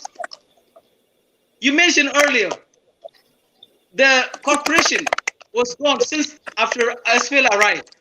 Before SFLA arrived, Anuak was united. Whether you from here, from there, they are united. After this, SFLA arrived, and then the government got changed. People become fighting each other, brother and cousin and brother, whatever. But we need to get back at, like you say, loving each other as Anuak, as a Luo. If we are united in fundamental principles, nothing can happen. We can do it. We will do it. There's nothing will stop us as long as we are united as a Luo people. Thank you, brother. Go ahead. Wandem, let Negusa say anything about this. What did you learn about this, Negusa? Just give us the feedback. Can you hear me now? Yes. And then not you on the moche, but I'm no more that you. We love you so much, all my brothers. You know, this is, you know, I heard you when you speak about how Anuak people don't have land, and that is so sad. Like to people people to hear, uh, as my brothers to say, they living in the same country and feel the same, the way the way you expresses you expresses it, and that is really sad, and I am really sorry to hear that. My next question is uh, well, let me speak about a little bit about the geopolitics that's happening in our country, and then I will have a couple of questions for Mr. Okello, and then to you, Mr. Omar. Okay, and the first one will be our country. Well, as an Ethiopian, Ethiopia is going a wrong direction right now. It's going to a war. It's going to people being displaced from their homes, and I mean, you name it. Every bad things is happening in Ethiopia, and uh, what I'm feeling to the people that around there, especially Anuak people, are right in the middle of all this craziness. And for Anuak people, if this, what do you think about this dam, Mister Omat? What do you think about this dam? What is Anuak stand about this dam? I mean, if this dam is built successfully, I believe that the people around there, their life will change. This will be the new hot spot, as I speak, and that area, the whole, will be a different scene. And what do you guys think about this dam? And also, if a war happens, if a war happens, uh, the war happens on that area, the area of uh, you guys are on that area, so you will be affected one way or the other. Uh, and what is you guys stand against Sudani people and Ethiopian people are going into a war over this silliness, over border issues that they had happening. I mean, of course, it's not about the border issues. It's always about that dam. But yeah, let's speak about the border issue, and then let's say, yeah, this is a border issue, but it's not really a border issue. Uh, and the other thing is, uh, Anuak people also have land in Sudan. What do you have to say about that? And I will, Mr. Okello, if you could say, I mean, yeah, Okello. Sorry if I messing it up. Then you're, if you could take over and then say something about those things. Okay, Omot Chidukong. Okay, let me go ahead first about the dam. I'm a signal batam. Omar Baralo. Amarja Chilat finish. Okay, Okay, let me say something a little bit. If the war happened,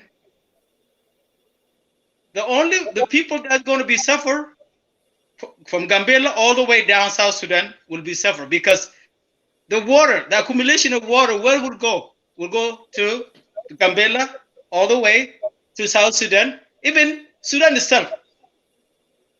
We will be wiped out with the water. So that's a problem there. Hopefully it will not happen, the war, because with the water, how many gallon? Billion gallon water. If that dam is bombed, the only survivor will be the only people here in the United States or some other country, not in Gambela. People will be gone. That's the problem. So going back to this is a proxy war. The regional government, the reason why they don't like this dam is a competition, a power. I can say greedy. Egypt want to be the leader of Africa with economy. Ethiopia the same way. Other countries the same way. So if this dam established good, Ethiopia will be one of the country in Africa will supply electricity across the Africa. Egypt don't want that. Plus also it's a proxy war, if you know that. Who's building this dam? China.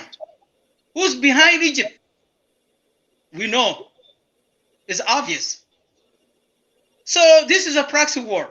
The same with the South Sudan. Egypt are there right now. Who's fighting? Who's going to be fighting? The local people, they will be armed to go and fight. Who's behind it? Egypt.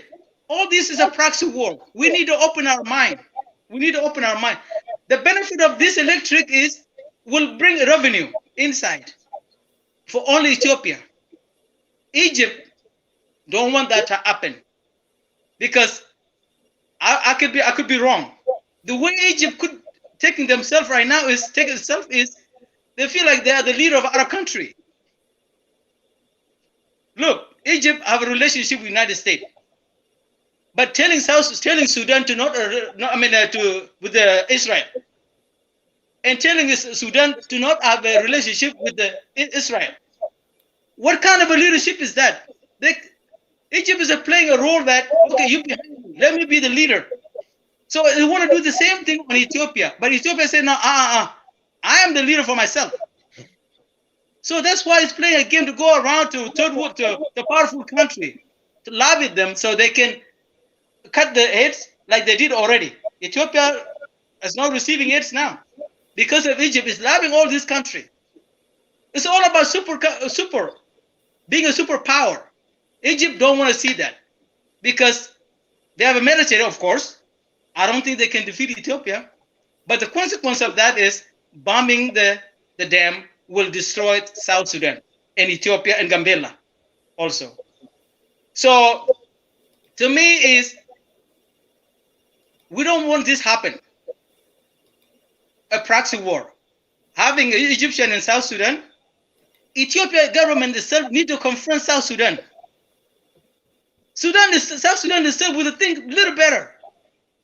Who helped them for all these years since 1955 up to now? Ethiopia. Ethiopia helped all this, from day 1, 1955 up to now. Food and shelter and everything, Ethiopia. But turning its back to bring Egypt to fight in their soil, that's not right. I think that there's no reason for Ethiopia to say, yes, you can let these people fight in your soil. Ethiopia, if I'm Ethiopia, I should bomb South Sudan before I bomb Egypt, because you have this country. You still have the people in your country. Pinyudo itself, there is a refugee. Itang, there is still a refugee of South Sudanese. And you're turning your back and say, bring somebody from Egypt to launch a bomb from your soil to Ethiopia? There's no reason. You have to think. You're a human being. Who helped you yesterday? Who's still helping you? It is obvious, clear. Ethiopia. But I don't think what happened. Egypt is kind of lobbying all these countries, superpower. United States is already kind of like into the side. We know that. We heard that from the former president saying that on the phone. Yeah, Egypt have right to bomb that dam. Think about the million people that are going to die. That's not right. I hope I try my best to answer your question. Owa, go ahead. Go ahead, Okelo. Unmute it. Where are we in water? Yeah. Oops, sorry. Well, yeah, I have one question also too, and what was that is the people, all this flaring up. I feel like all this monument situation that they want to build is also I take it as Egyptians offer to divide or or an effort of trying to start some kind of war between people just to occupy that area with war. What do you say, Mr. Okello? Yeah, thank you, brother Nikas. Sorry if Nig- I uh, it's, Nigus is my name, but Nigus, okay. hey, Yeah, This it's is okay. I yeah. probably do the same to yours, so. No problem. Thank okay. you. Yeah, Nigus, you have a uh, valid question when it comes to the international crisis, because that's why I said before the local ANUAC are dealing with more than just one item. It's so complex situation of which it needs, a serious attention by both local government and then the central government, because this is involved loss of life. It also involves the, the, the humanitarian crisis, not just only for a specific country, but to the international community. The Nile issues, the Nile water is a big problem, and that concerns Egypt, because Egyptian has only one source of fresh water, and that's the Nile. So by building dam in Ethiopia, that actually seems to be a threat to them, and that's why South Sudan will never develop, because if there is a developmental program that you actually open to South Sudanese, what will happen? It will affect Egypt. The letters of water, the amount of water that will go up to Egypt will be limited to a certain amount, and that will be a disaster to them. So yeah, that there's no question about it. But again, I don't want to go deep into international crisis. My concern, as a brothers to the Anuak, and all my life I live there. I need something better. The first thing that we need to do, before we involve into international crisis, South Sudan need to come down and say thank you to the Anuak, and then the Nuer, because there were Nuer in Itang, Nuer in Ethiopia by then. There are some Nuer in Gambela, although they were not there, but their ancestors, they don't know Nuer land. Some of them who were born there, they are already considering that to be their land. Also, the Oromia, who were by then selling us the so-called, what is it, the sweet potatoes, uh, Bombay. They come, Subordinates. Bombay, Bombay. We Uh-huh. want to say thanks to them. Yes. Is there some sort of, what is it called, apology to the Mm-hmm. 1800 Anuak plus that were killed? Yes, there has to be that sort of, if we were to, in a world that, the human life is being valued, South Sudan government, the first thing they should have done to have actually a bilateral tie with the local Anuak that are some Exactly. Omar. Ethiopian citizens Exactly. and the Oromian, were to say, okay, we apologize for what happened. Although there were some loss of life on both sides, it Or was even said, independent days. Or even independent days. They should invite Anuak from Gambela to speak on the yeah. independent day. You know? Go ahead. So there has there should have been some sort of a perfect or common sense approach to where you can just mobilize the local population. Like now, this is what I suggest. I said, instead of you guys trying to go there and say this, so and so, because these monuments that are proposed will be built based not the money that those of Salmon Madinga one have given. No, They will no, be coming built from a using the worldwide. resources. Yeah, they will be built using the resources, that is oil money, the gold money, and other natural mineral. That's what they will use it. But what they will say is, oh, the UNICEF is with us. UNICEF will not raise the money, because UNICEF are busy trying to rescue the kids that are currently suffering inside South Sudan. Not even trying to think Exactly. about us taking that budget to go and help people. Those who ran away from South Sudan as a refugee into Ethiopian, are actually being held by Ethiopian government with the United Nations agencies that they have contract with. It's not a time to think about monument if it's not just some of the crises that you want to create, that you want to expand your territory. So anyway, one other thing that I need to comment on here is the what is it? Yeah, I think I answer you, brother Nugus, because the most important thing you need to put into this situation too is that the Ethiopian government and Egyptian, yes, they will go to war if that dam happen to be built. There's no question about it. As we talk, there are already a war going on, or there is already a war going on between Ethiopia and Sudan. If you go up in the upper eastern Sudan, we heard that Sudanese government are sending in some forces. Ethiopian are doing the same thing, but it's a proxy war, and it will continue that way. Yes, it is correct that the local population will be affected. Will it come to Anyag land? Yes, it's going to come to Anyag land, because you have seen already they are approaching it in a different way. In order for them to bring the soldiers there, I already explained what it takes to bring in people. You first need to bring in your asset. What will be your asset? The monument that you build, is the farm that you will come and establish, is the school that you build. Now, what happens if someone come and attack my school? The school will not belong to Anya. The monument will not belong to Anya. So South Sudan will be like, okay, because they have an agreement with the Ethiopian government. Okay, I need to bring in my soldiers to attack my facility. Now, if those soldiers brought in would be our number, then you bring in some more. That becomes invasion, and there will be outbreak of war. So there's no question about that, brother. Thank you.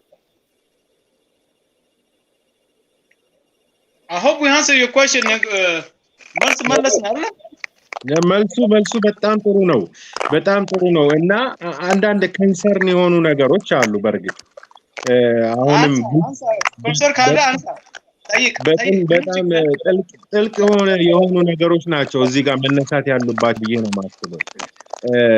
I'm sorry, my brother, if I left you out, if you don't speak Amharic.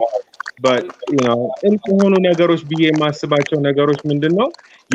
የእኛ ህዝቦች አሉ፣ ኢትዮጵያኖች፣ በዛች ድንበር ውስጥ ያሉ ህዝቦች አሉ። የዘራቸው ማንም ይሁን it doesn't matter what is your ethnicity. If you are inside that land, inside that Ethiopian land, you should be concerned. You should be concerned because there is a war going to happen, because I don't think Ethiopia is going to back out of this building the dam deal. It's almost trying to cover the sun with a jacket right now. It's going to happen.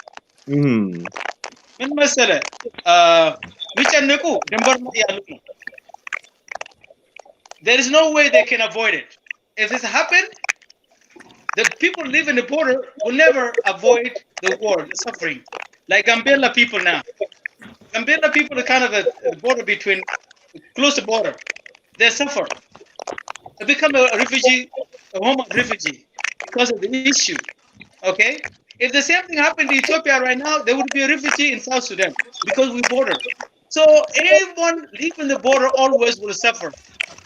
Whether there is a crisis or anything will suffer. So there is no way to avoid it. But to avoid it is to minimize this tension, to stop it from happening. But in order to stop it, it's not in our hand. It is international war. The case already into the process of those three, whatever they call it, 3 countries or 4 countries having a negotiation. We cannot stop as me, you speaking right now. We are just giving analysis. But the people living in the border will never stop this. Like one of the Okelo is mentioning about the Gaddafi. The war right now in the Gaddafi, who's affecting it? The people live in the border, both sides. Sudan and Ethiopia. They're both suffering.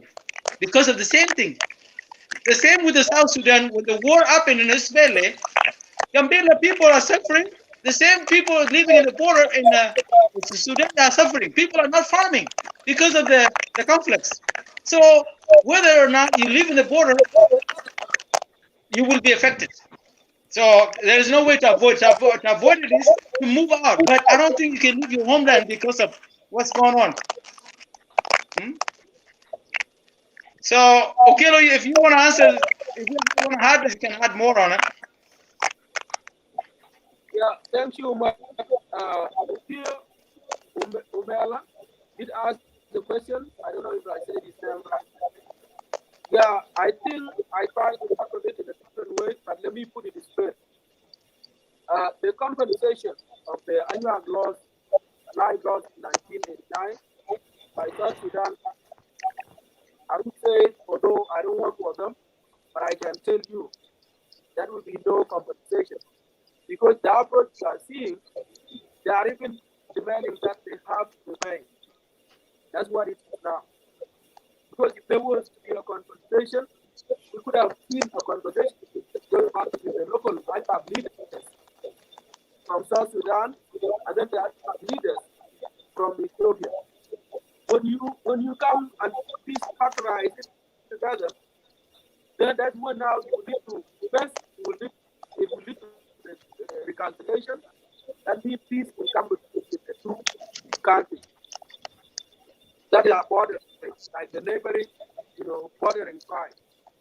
Now, the second thing you could have seen is that the conversation with the two governments would have been that to come and wipe up the annual. It could have been that we need to have some sort of, let's say, the ambassador from South Sudan, the Ethiopian ambassador from South Sudan could have been from Anua. Because the Anua cheer a lot of people of South Sudanese.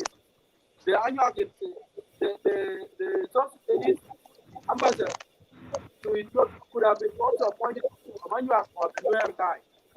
That's how this could have played out. The competition could have been something that is possible. As from my observation, from what I understand, the South Sudan government is still willing to kill more Anuak than just compensating the life loss in 1989. Now, let's come back to the issue of the war that might broke out between South Sudan and Ethiopia. This, like I said, there's already a war. If you go to Maban, the war that is fought in Maban, that is intentionally to invade Ethiopia. But because the Maban people say no to it, they don't want that to be fought in their land, then now they become a victim of war. But guess what? Ethiopia government did not understand that.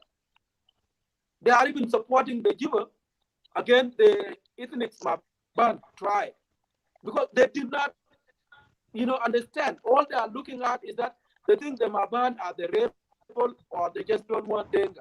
Because every tribe in South Sudan is fighting Denga. But yet Maban did not invade the Denga land. Denga invaded the Maban land by force. And they even imposed that they brought in some Egyptian troops to station there. So, brother Nagus, there is a war. There's no thing that we can do to stop it.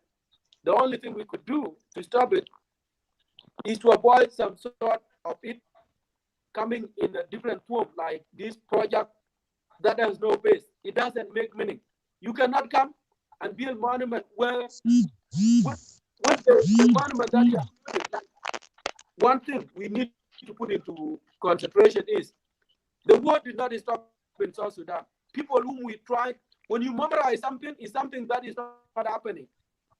Okay? If you want to memorize something, it's something that happened last year or years back, but you don't see it happening. But the killing that they are talking about, that so was killed here, is something that become a culture or life of South Sudanese. You can see people are being killed on daily basis, whether on a tribal line or they are killed by ethnicity, whatever you can call it, cleansing, all kind of sort, whether natural disaster, or from some other cause of life. So people are dying in South Sudan. It's not a country that has peace for us to say we are memorize our people that have killed yesterday. If you go on Facebook, you will find out someone wrote there, rest in peace today. And if you ask them what is happening, or someone yesterday. Yeah. So there's no way you can talk about this. This is just an extension of ongoing war in South Sudan to Ethiopia. And it is up to Ethiopia to accept it, to say, okay, we want to be part of that drum, and then they can come dance with them. That's what I could say. Thank you. I have a suggestion here. I think my suggestion is not really a suggestion. It's need to happen. It's need to happen on behalf of the people that all lost their life in Pinyudo, Dima, Itang, everywhere. A lot of Anuak lost their lives. Some of them, I can say half of Anuak people are suffer under SFLA. What I will ask our people to do, not even, there's no need to compromise or to make to bring it to the people attention or anyone. Filing a lawsuit against South Sudan. This must happen. Gambela people need to file lawsuit, international, lawsuit against South Sudan. We lost many people. We lost property. We lost life. Gambela people should do this a long time ago before independent even. But it's not too late. As we speak right now, Anuak people in diaspora and the people in Gambela, they need to come together and create this lawsuit and let the world know what South Sudan have done. This is the most important because right now, the only people know all this is like you and I and some other people know what's happened in Itang, Pinyudo, or some other places. No one around the world know whether the United States, Egypt, Sudan, no one know. But we need the world to know what South Sudan has done to people of Gambela. The lawsuit need to be filed. This must happen. This must happen. I hope some of the people who communicate with the president need to tell him we need to file lawsuit against South Sudan for the people who lost their life. Go ahead, Awad. This is what I need to. That's the only thing I need to say. I want I want to say something here. I said before I just need like an hour, but now we are going to 2 hours, and I normally, if there is an important point that I've left out, we can try to host another show as part 2, if that is okay with everybody. Thank you. Well, it was a pleasure talking to you, sir. May I speak? Yes, go ahead, Nagus. Okay, Okelo, I want to appreciate you for bringing topic that can open eyes of the people who are affected by the situation. First of all, I'm very thankful to see young and vibrant people like you who are so bold to speak out sensitive issue like this. We, the Luo, we share some common cultural values where we put generosity, kindness as a value that we receive anyone to our territory. But it has been misused, as I heard some of your remarks when you were addressing this issue some time ago. This is our value. We cannot change it for wrong people who are manipulating our values, because we always promote humanity. But people who are dehumanizing others, they are not siding with they are not cooperating with the creator. I know situation may come where it will turn down, like what happened in Ethiopia now with the TPLF. I want to raise some issues, but I see this forum as incomplete because I want to see some of the Denkas elders or politicians who can come to the forum like this so we can discuss issues which are very sensitive to our relationship. The time John Garang come to Gambela, I was there. He was brought near to my office in Janina. I think we spent some months, even a year, without any support or relief from the United Nations for the all refugees coming from South Sudan. But they were entertained, they were supported by whatever ANUA could provide. When the United Nations come in and they were given this relief, they still continue to use our resources like animals, fish. They cut trees as they want because our people, they receive guests like those. Now, if you go to Gambela, we have no elephant. We have no epos. Even during the time the SPLA was operating through Gambela, we even lost a small insect like small animals like frogs and whatever. They can fish without any charge. That's what we have given to John Garang, including our blood. On the top of this,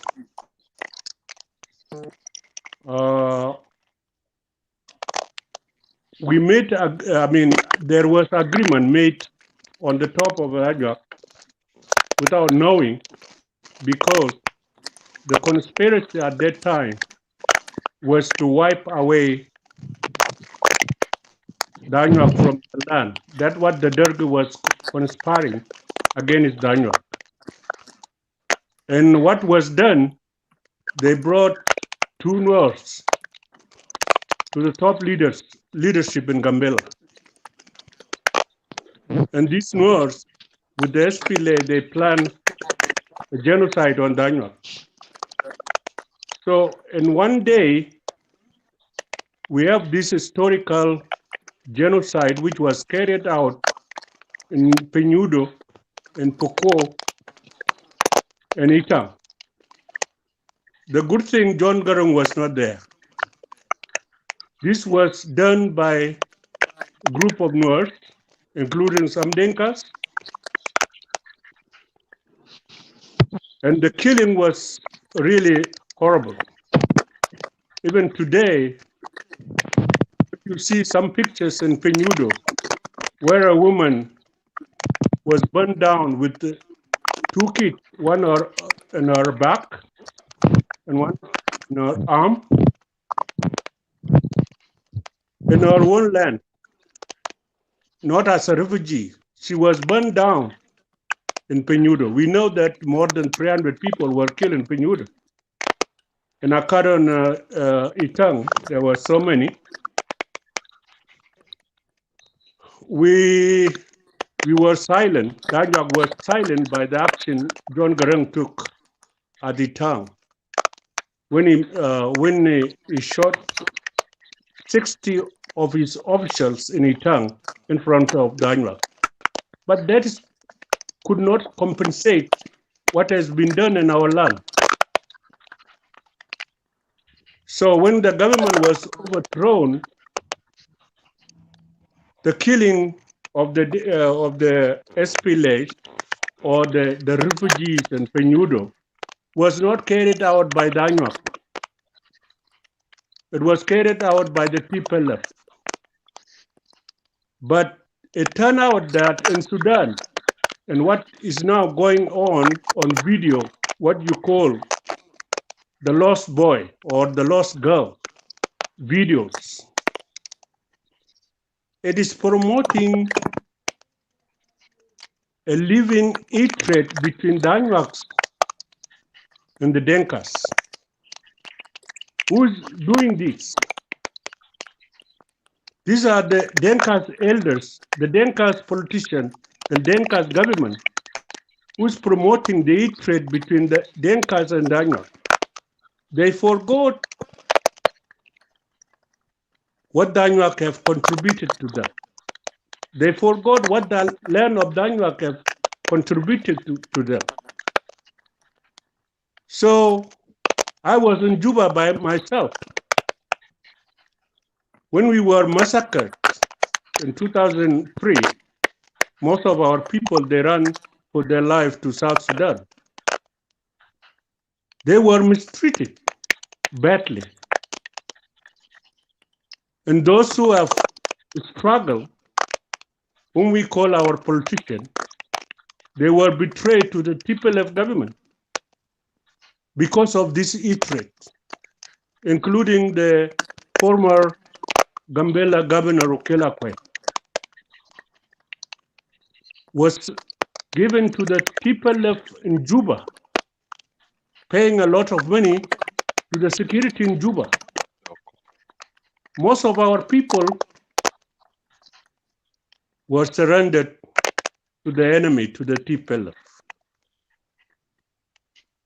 We were killed because of the land by the TPLF. We ran to our brothers and they did not receive us. Instead, they betray our people. It is very painful to hear such kind of this guy who's going to Gambela to think about erecting monument in our land before we secure these issues. Who are the Denkas? How do they behave in their relationship to the others? They don't behave like a Junubin. We need a forum. If we go back to the history, the Anyanya one was led by the Anyuak, Joseph Oteo. He was killed when he had already cooked freedom for the Junubin. The history is not written in South Sudan. We did not hear anything about Joseph Oteo. We did not hear also a history about the Equatorian leader. I don't remember his name. Joseph, yes. These are the top guys who build up the history to the SPLA, but their history is not written as a foundation for the nation in South Sudan. The Denkas, they created a history that put away the people who have shed their blood for their land. That's why we were betrayed. And we are being betrayed. We see South Sudan as a people who behave like the TPLF. When I was in South Sudan, the top leaders of the government, we tried to talk with them to support our movement, but they refused. They said they have a good relationship with the TPLF government.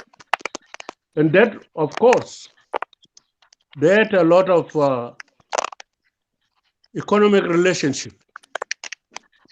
Some they build hotels. They do a lot of projects, big projects.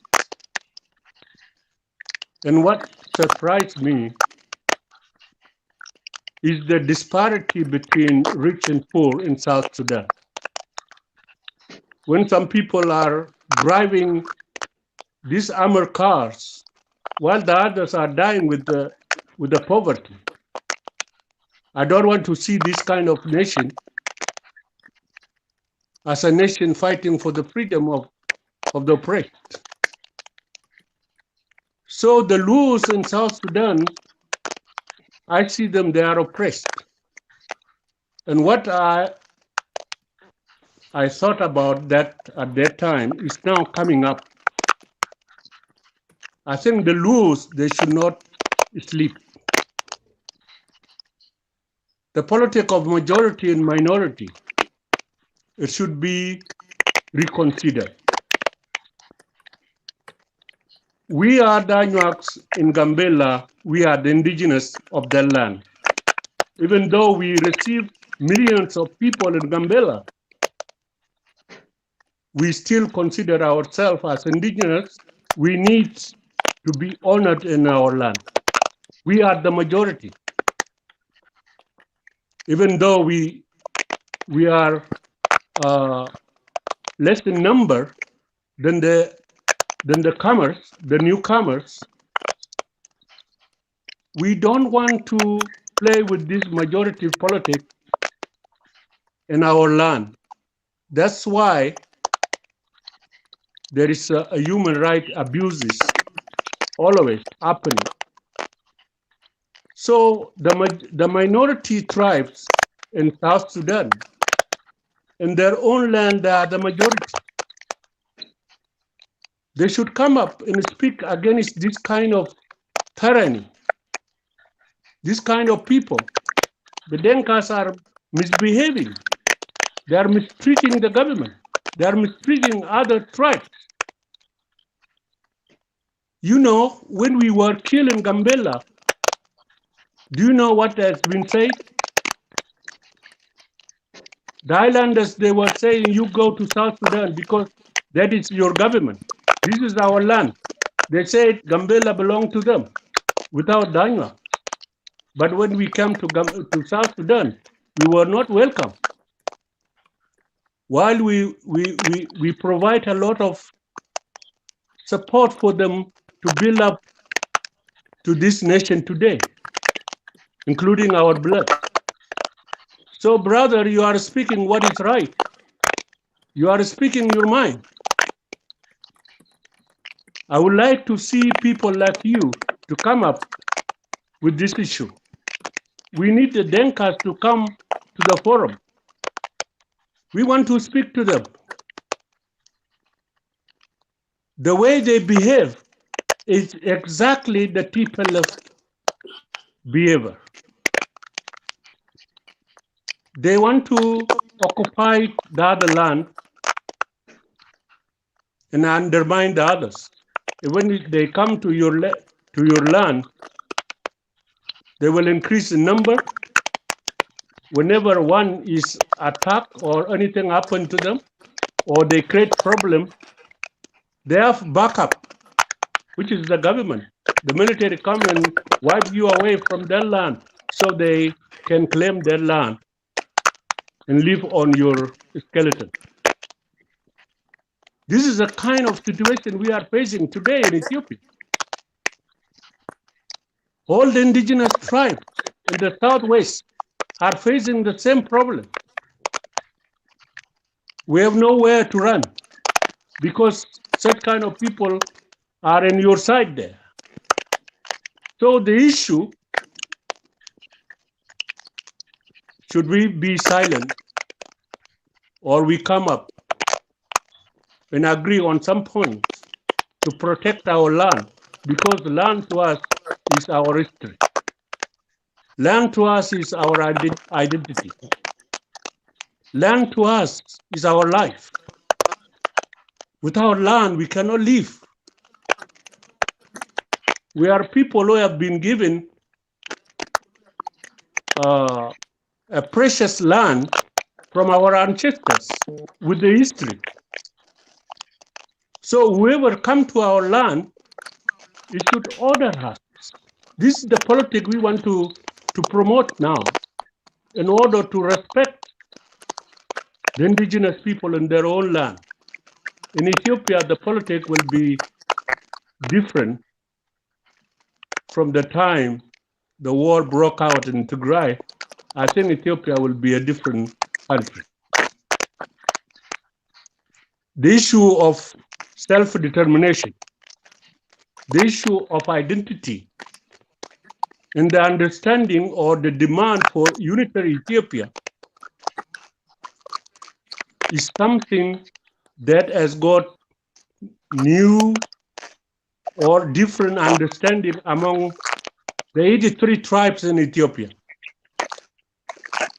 There is an element that undermines the identity of other tribes. They want to wipe away the other tribes and occupy the land by their own, especially from the north. Unless there is harmony, there is a humanity in the country, the war, Ethiopia will be in civil war.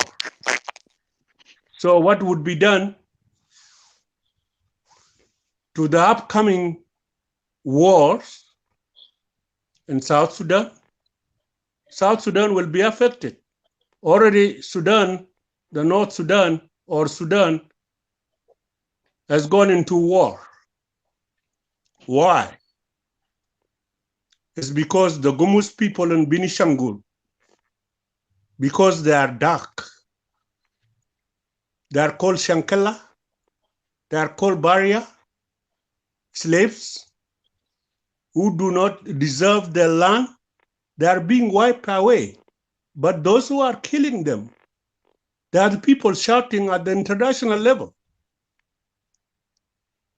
These guys, they have no people to shout out. They died in thousands. It's only the land that is needed. That's why Sudan is saying, if you refuse, you Ethiopia, if you refuse the Gumus people, the land belongs to us. Benishangul belongs to us. You don't kill our people and take the land. That will be the question also for Gambela. The Gambela people cannot be killed,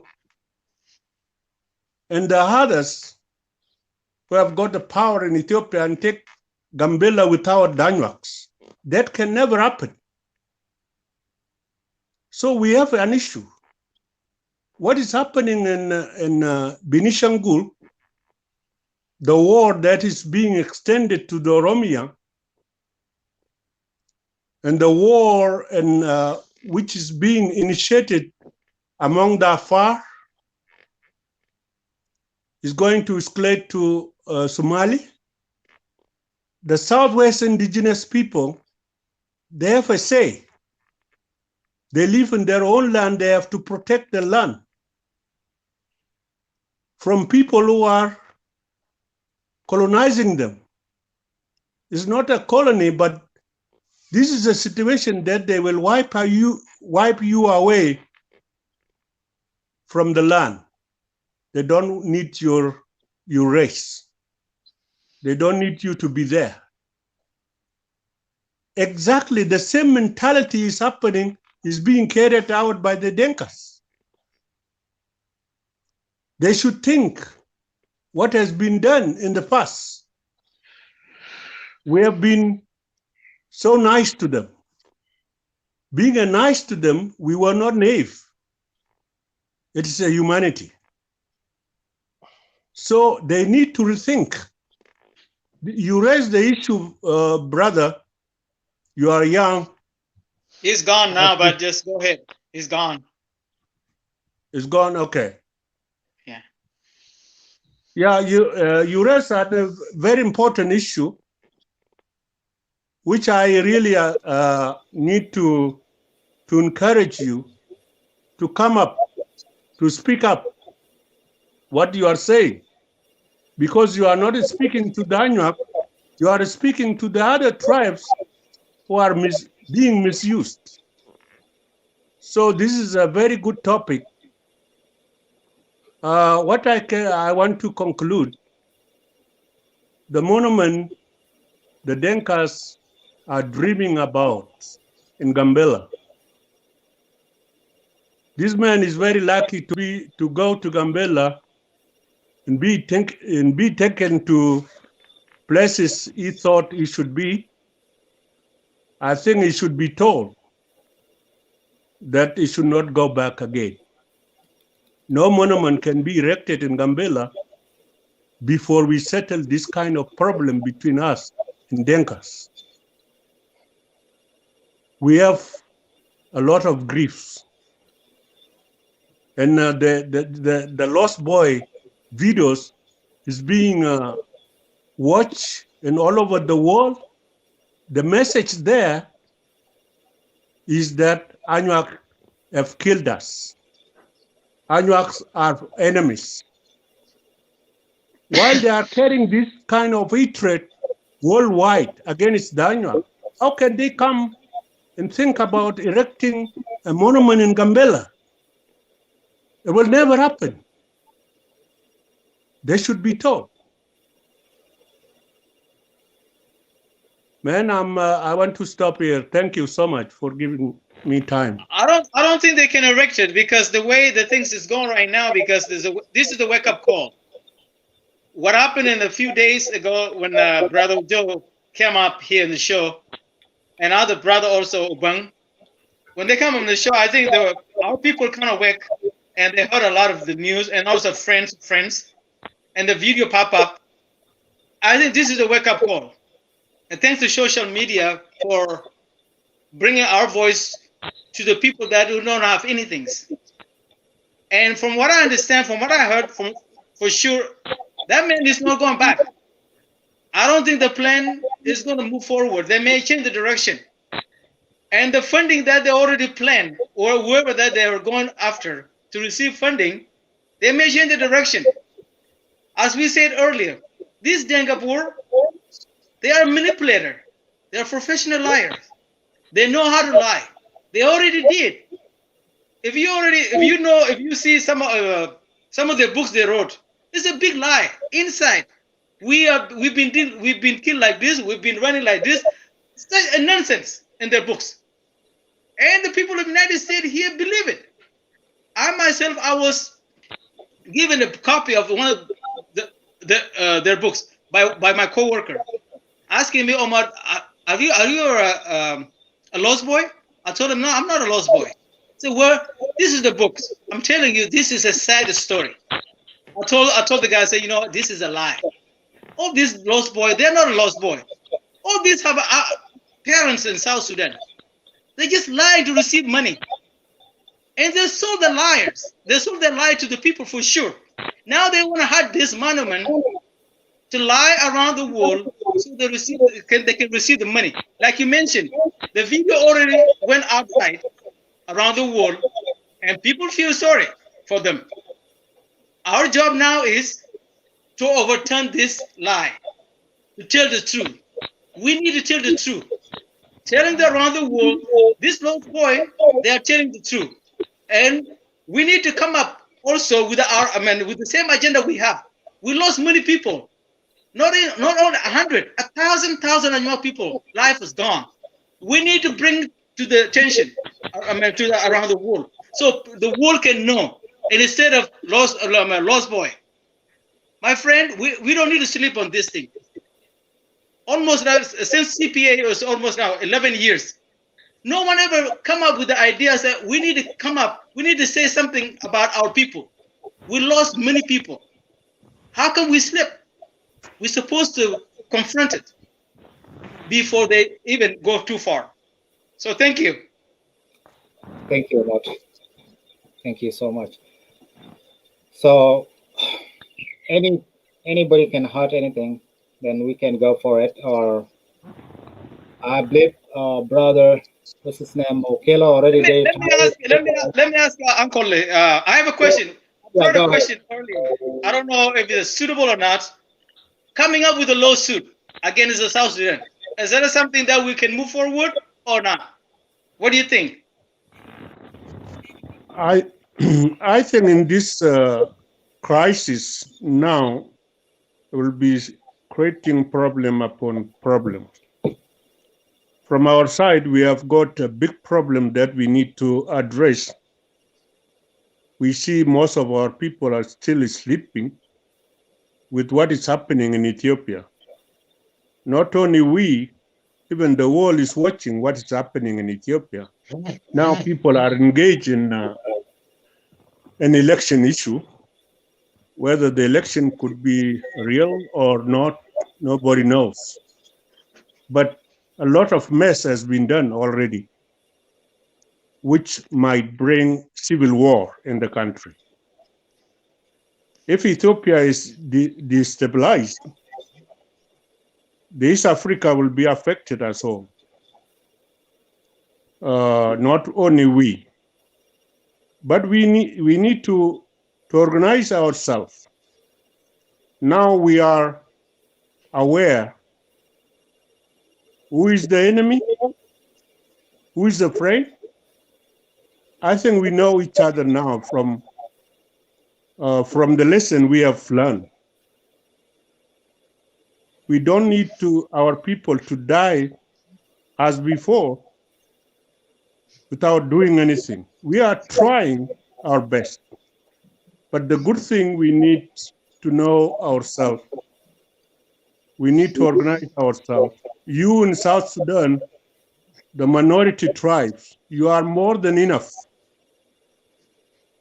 If you come up as what you are doing now, the Loon in South Sudan, there are so many, and you are organizing yourself. You are a power by yourself. Your voice should be respected by the Dinkas. If they don't respect it, it will be too bad for the Dinkas in the future. You can see what is happening in Ethiopia when the TPLF was overthrown. Dinkas cannot be in the power forever. There will be a time.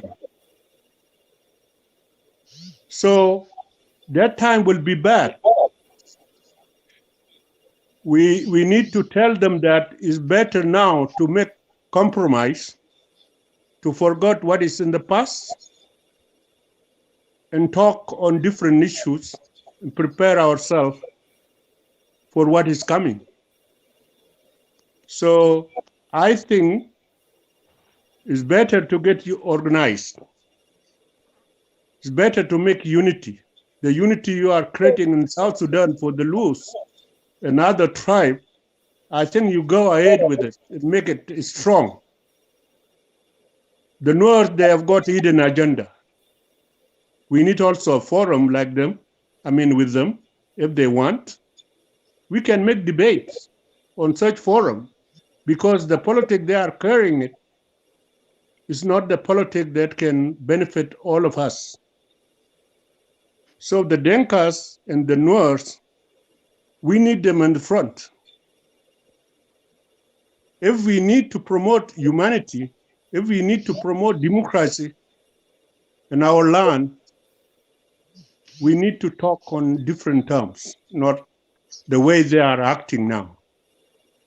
Nuer cannot achieve by themselves to create a nation, including Gambela. They should not dream like that. They have been agitated to kill the Anuak. That is a wrong way. For the Denkas, they need to make an inclusive government and listen to the voices at the bottom.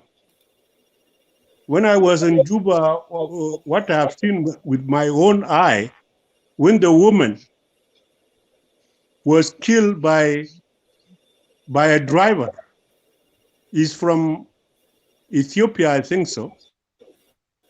that man won the land of that woman. So he drive a car on the woman cooking and kill her with her children. Nothing was done. This is very painful. If the people like that in their own land are being killed by I heard that story. The ladies from Bari. From Bari. From Bari, yes. Yes. Bari. It was very sad because she has no one to speak on her behalf while the Denkas are there. If she were a woman, I mean a Denka woman, I know the story would be reversed. Yes. People are losing their land because they are poor in Juba, and they give the land to the Ethiopian. And we, the Anuak in Juba, we are treated like, I don't know, the Nuer from Ethiopia Third-class citizen. They've been treated like a third-class citizen. Even we are not third class.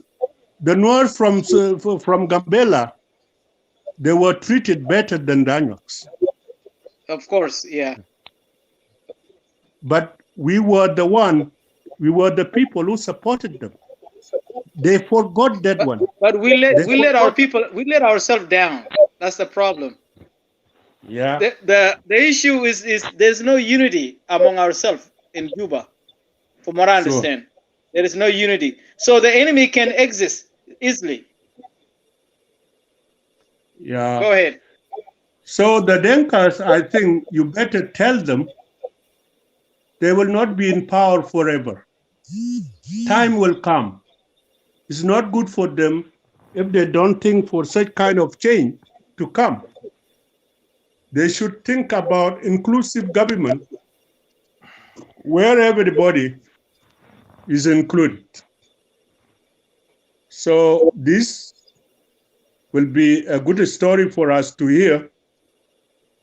And we have got our own problem in Ethiopia we want to address because there is an issue there. The land is needed and the people are not needed. The politics they play is not the politics that respect the people in their own land. We have an issue there. And you have an issue also in South Sudan. We people, we need to understand very well what politics we should play. So I'll stop there. Okay. Yeah, the proposal that you brought up earlier, inviting those Denka into this forum, I think should be a suitable idea. And Ojo, I'm going to try this tomorrow or after tomorrow. Me and Okelo, I'm going to contact him tomorrow and talk to him because I know some of the lost boy here who really for this monument. I will ask them if they can join our conversation here. One of them, his name was brought up earlier, Atim. Atim, I know him very well. I work with him in the South Sudan community. And there's other people also I know who are really involved in this lost boy community, whatever. So if we can bring them, I think we can tell them what we have in our mind and what needs to be said also to them. Not only me or other us in here, but anybody need to come and tell these guys. Atem is a ringleader. There's another guy is all called, his name is called Garang. Garang is a chairman of the Lost Boy in Utah here. I'm pretty sure across the United States. The majority of them are here in Arizona, Lost Boy. Yep. So I can invite them, or one of the Okelo brother, his name is Nyumun. I will contact him tomorrow also. I will go to him and talk to him, invite, because he has connection with them. So we will kind of negotiate and having a conversation so they can come and answer our question. And also we can answer their question if they have question for us. Exactly. So that's what I have to say. Thank you. Thank you. There's one question down here for Mr. Okok. When he was talking about the Gumo and about the Mejenger too. Majingal John Godar. Kai Cheni Manyaga Parne, do you want to add more about it? So talk about the Majingal too. What happened to them in Godar Sure. or Neguse? You can, both of you guys, anyone can jump in to answer the question right here. Well, What yeah. happened to Majingal? Yeah, the Majinger have been also massacred like the Anuaks. The problem they are facing is the problem of the land. They have got very fertile land, but people from the north come and settle in their land slowly. They side with the government. They know how to manipulate the government. They have got access to the soldiers. There is a place called Tepi. The history of Tepi, I cannot say it as whole, but the name itself, Tepi, is the name of Majinger. Tepi now is ruled by people from the north. You don't see any Majinger there. The last remaining 4 villages of the Majinger, they were massacred in 1994. It was repeated. They were killed by the Ethiopian military, who went and massacred, including children and women. So the villages, those 4 villages, the remaining 4 villages in Tepi, they've been wiped away in one day. It's happening in Godere. They are losing land. Most of the Majingers now, they are in prison. Nobody talk about them. They are not released. Even the others, when they were released. The same is happening in Benishangul. Most of the young people, women, everyone is in prison. It happened also to the Shuri people. It happened to Bodi. It happened to Mursi. It goes on up to the border with the Brana Oromo, the tribe called Amr. They were facing also the same thing. We are talking about more than 28 indigenous tribes in the southwest who are facing the same problem what has happened to Danyak. What make it different from Danyak now? Danyak, they have been involved. I mean, their killing is being misled by the Nuer to say it is ethnic conflict. Yes, yes.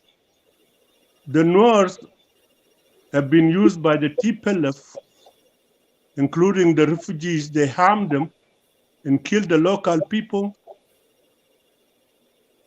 So killing in the Anuak land is very simple this time. Some people come and take our children. They take our wife, our women. Some villages, like in Gilo, they burn. Some people just come and burn the villages without any action from the government. The border has been made very open against the Anuak. Any enemy can come. Any hermit or bandits from across, they can come now and kill Anuak easily because they are not protected. In Gambela, you see a different kind of government. A government of the white, a government of the black. I can put it in that way. The locals are not secured. They have no access to the military. But for the newcomers to the region, they are well secured. They are protected by the military.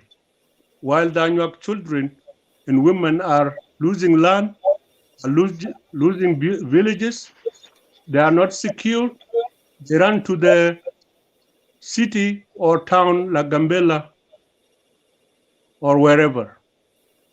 We are losing villages now. On the top of this, from the Denka government in the south, we are appalled by what is going on. The Akobo of Sudan, it belonged to the Anuak. But now you don't see any Anuak there.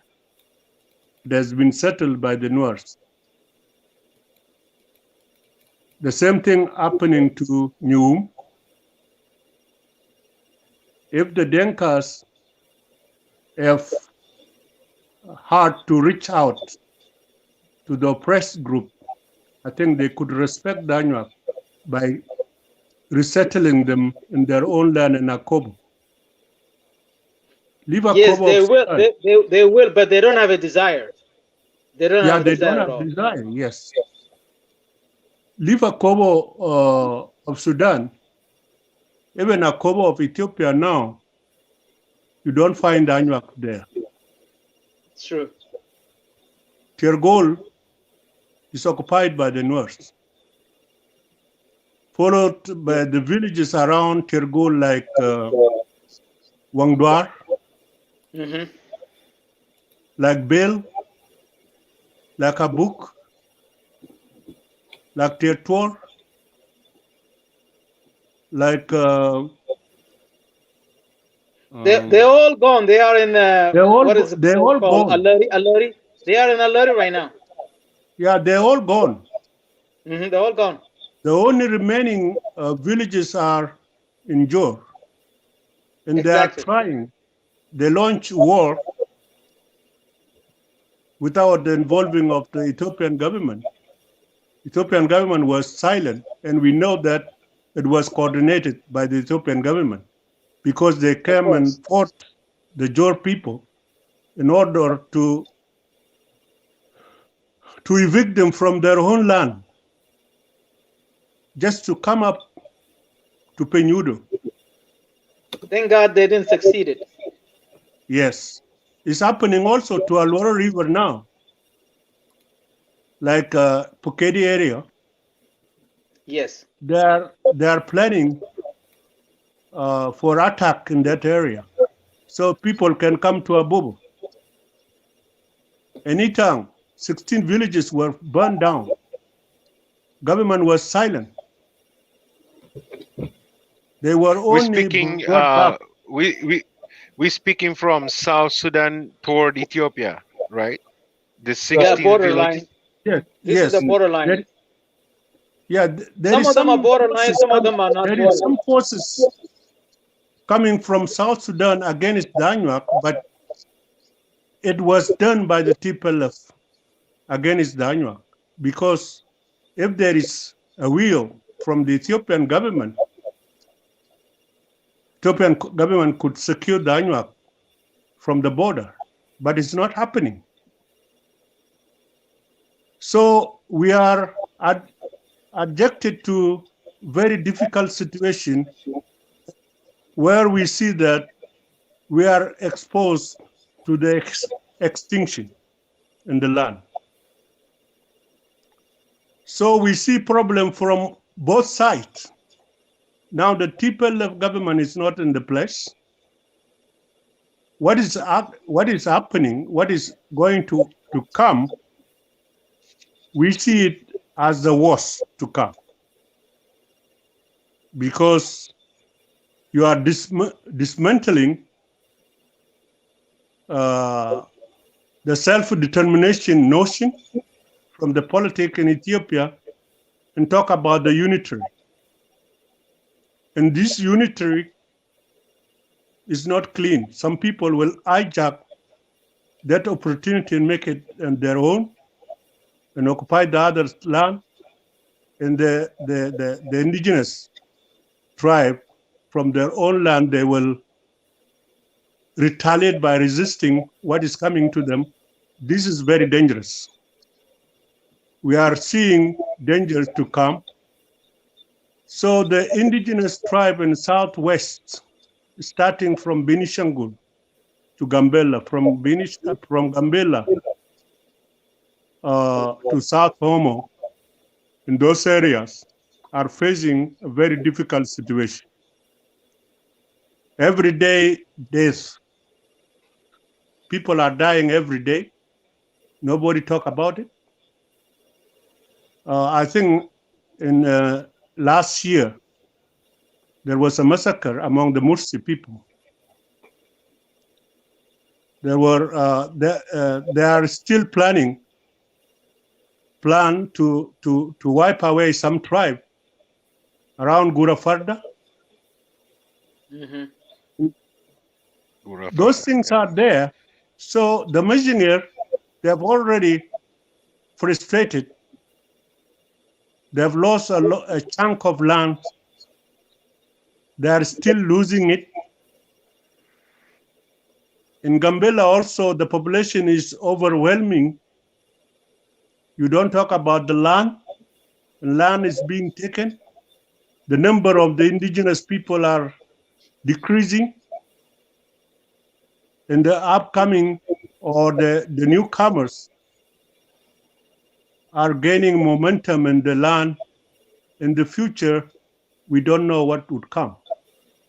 If you resist it, you expect bombs, you expect tanks to come against you in your own land. So it seems that we have no future, my brother, if we don't unite and talk about our own issue, what is facing us. This is very. I'm very fortunate to be in the same panel as you, Mr. Okok. You are very. Your words were well thought of, and I'm so glad to hear you talk, sir. One question for you. As a like you said, if the people must unite, you said the people you must unite, and I keep looking at as a people, as an Afar people, or as a Somaliland people, as an uh, uh, all these different tribes that exist in Ethiopia, and they have political representative inside the parliament.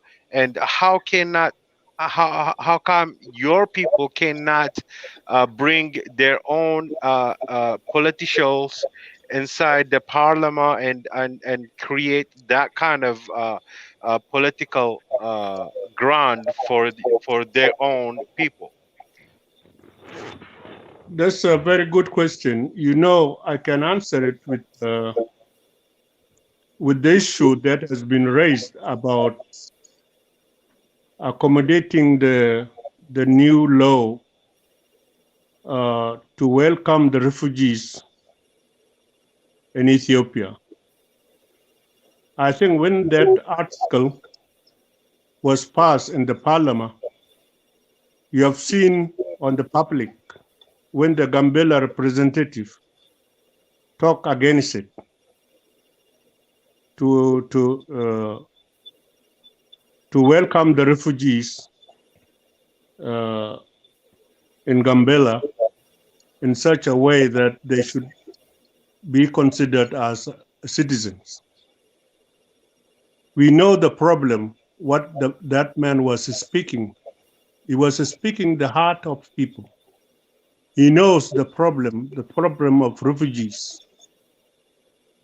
There's nowhere in the world where the refugees are armed to go and kill the local people while the government is keeping quiet. In Kenya, we have seen it. In South Sudan, we have seen it even in some places. To cut a tree, if refugees want to cut a tree, it's difficult. Leave alone like Gambela, when the refugees are harmed to go and kill the locals. There is something behind it. People are not wanted in their own land. It's only the land that is needed. And we want to respect our dignity, our we want to be respected in our land. That's why we are outside here to shout. Whoever is put, our leaders in Gambela, I can say they are not elected by the public. They are the nominees of the central government. And the whole issue, the whole politics in Ethiopia, to secure Ethiopia from disaster of what is coming, is either you choose between either you form a centralized government out of sovereign states, or you form a central government that can form autonomous states. These are two kinds of different politics. If you want to respect the dignity of the others, the self-determination issues, questions, forming a central government out of sovereign states can be a solution for Ethiopia. That means you in Afar, you can have a chance to elect your own leader and say this man is worth to be our leader. It's not someone that can be posted from Addis Ababa to administer Afar from remote control. This is what is happening in Gambela. The Gambela people are not given a chance to elect their own leaders. They are the nominees from central government. So you don't talk. Like this man in the parliament, he was a single man among many. So his voice was not heard. But because he spoke out what his mind, we appreciate him in the face of that situation. It's not easy for a person like him to speak in the parliament opposing what can affect the people in Gambela. So far, our leaders in the parliament,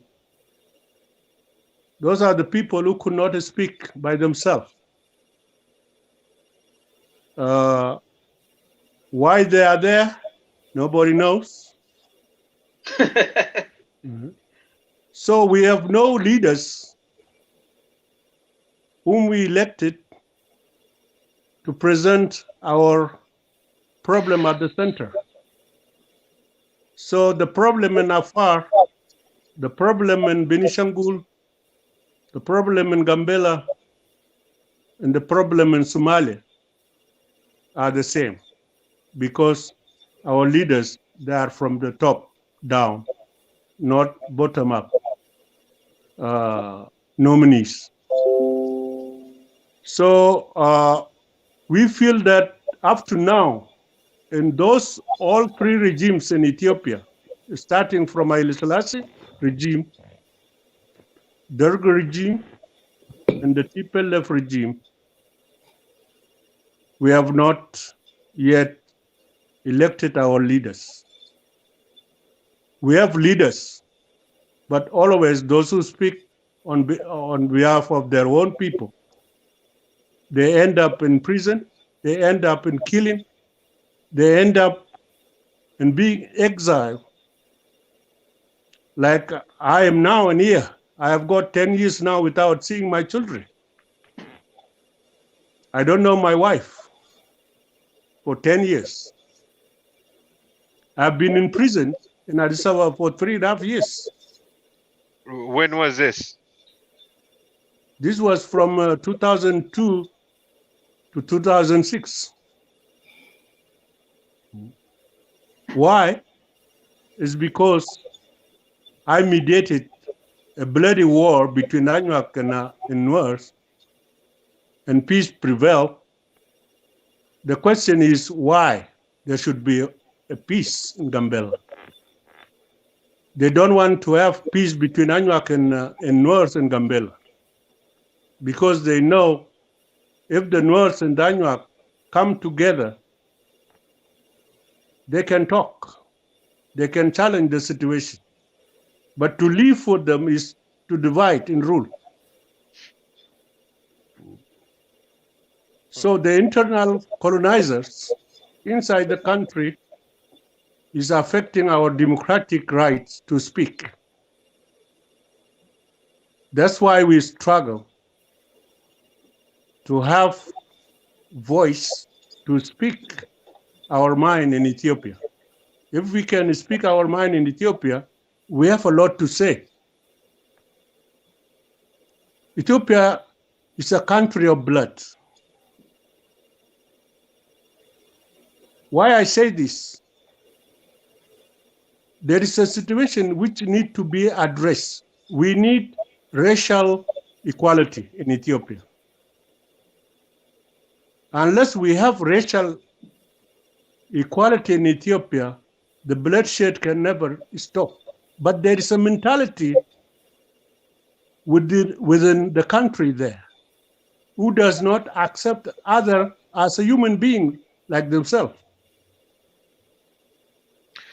Uh, oh, well, where are you speaking? Who you speaking toward that language there? There is a situation,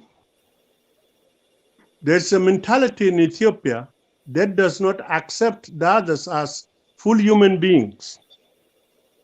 Unless we address that one and say all Ethiopians are equal, regardless of the color or what, if we come up with these things, Ethiopia will be a country where everyone can live. But we talk about politics of democracy. What is happening is not what is being said. So I'm not talking in particular for particular, I'm not talking about particular tribe, but the mentality of disrespecting the others. Well, I could speak to that once. We see, I'm more of the young generation, I lived in Adama. I don't know if you know the town called Adama. Used to Yes, name yes, the Nazareth, yes. and now I lived in Addis Ababa.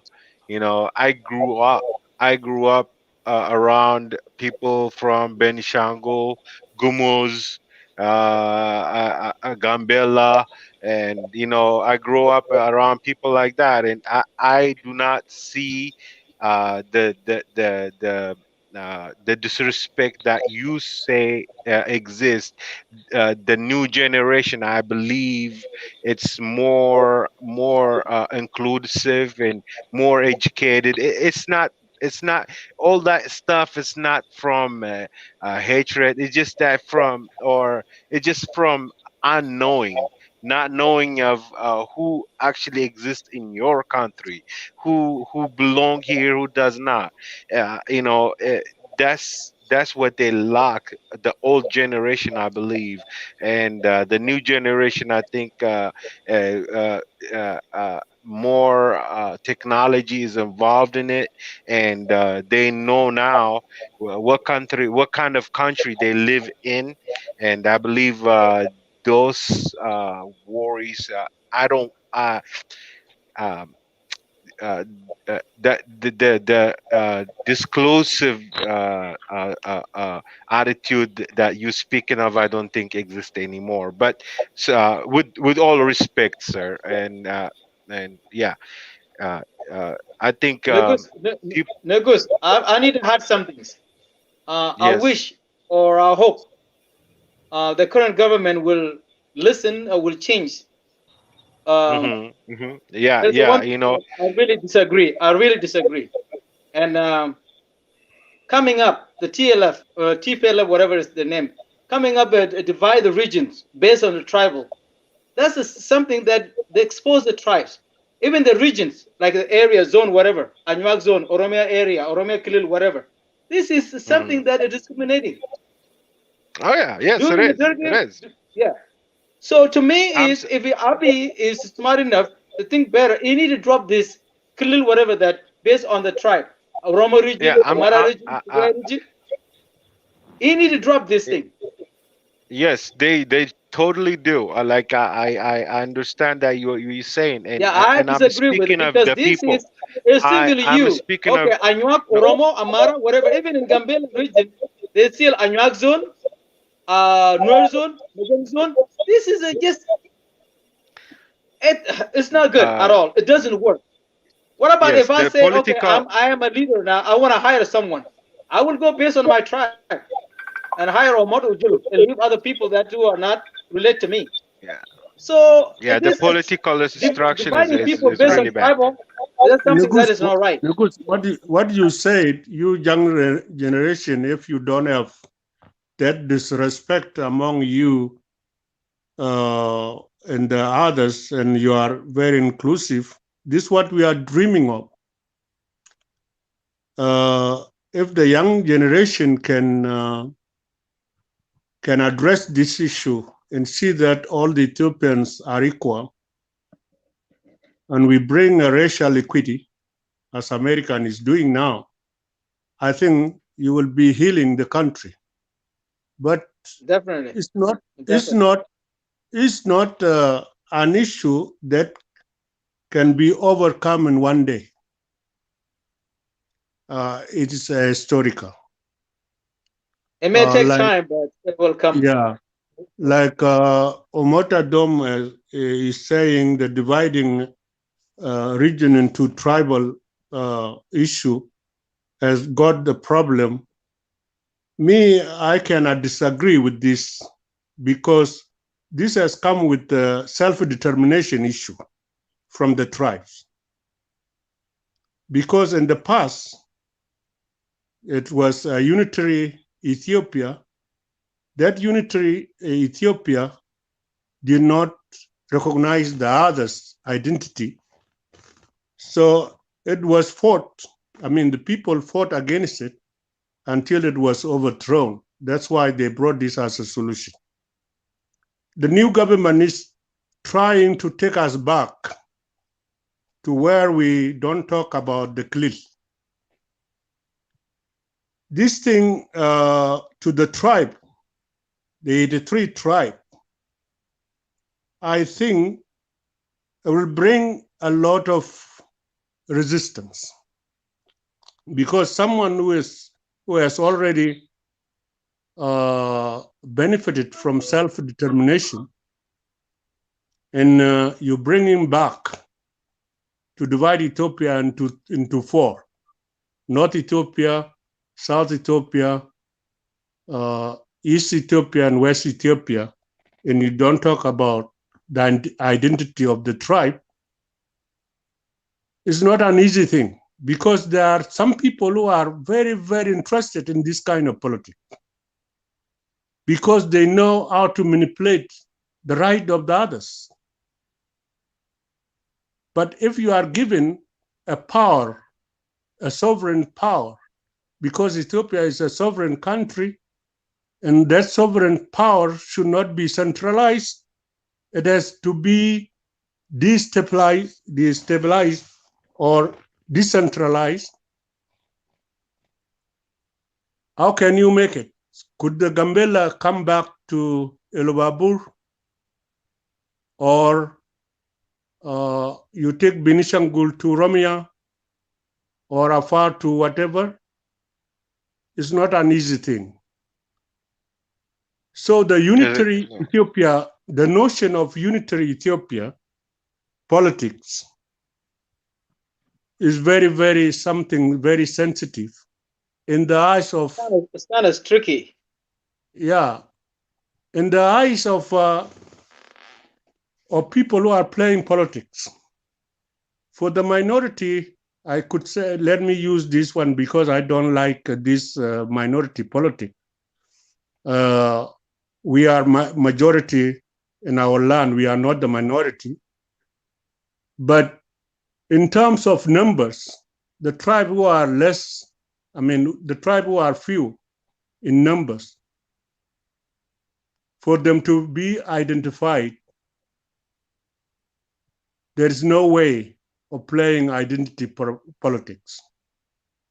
There are so many people who are still very far away from the development, from the level that Ethiopian has reached.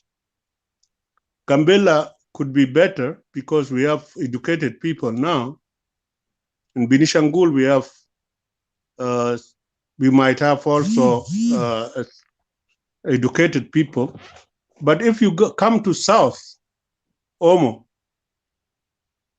you go to Shuri, you go to Bodi, you go to Mursi, or the other tribe, they are not yet reached by any modern development. It's because there's no interest. You could change these people. How can they accommodate a culture where the woman can be beaten by a wife as a part of culture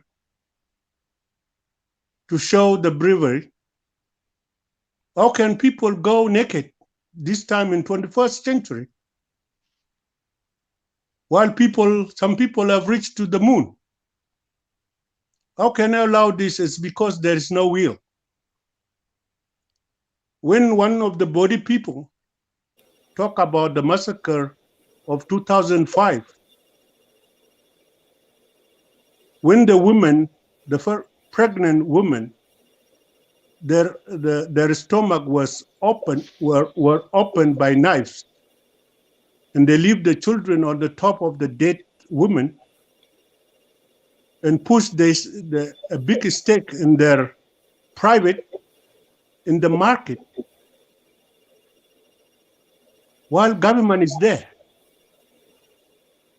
And this man is crying for God, whether there is God or not, because he's suffering. The same thing was done in 2019. It's still happening. So what we are talking about here is the attitude problem. So the identity politics, I don't think it can be erased completely from Ethiopia. It should be something that can be addressed carefully. I'm not saying the indigenous people should not accommodate the others, but there should be a respect. Because if you have love with someone, as my brother Negus is saying, you can share anything. Ethiopia is large.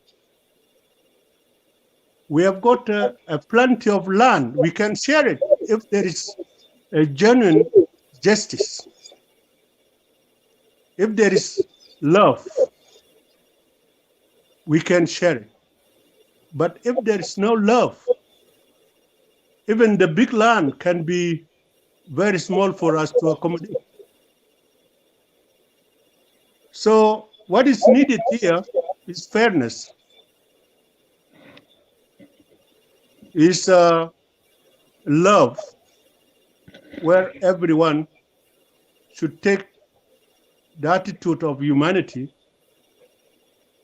and respect the others as human beings. They are created in the image of God. Whoever human being, whether it's green or white, or black, all are equal before God.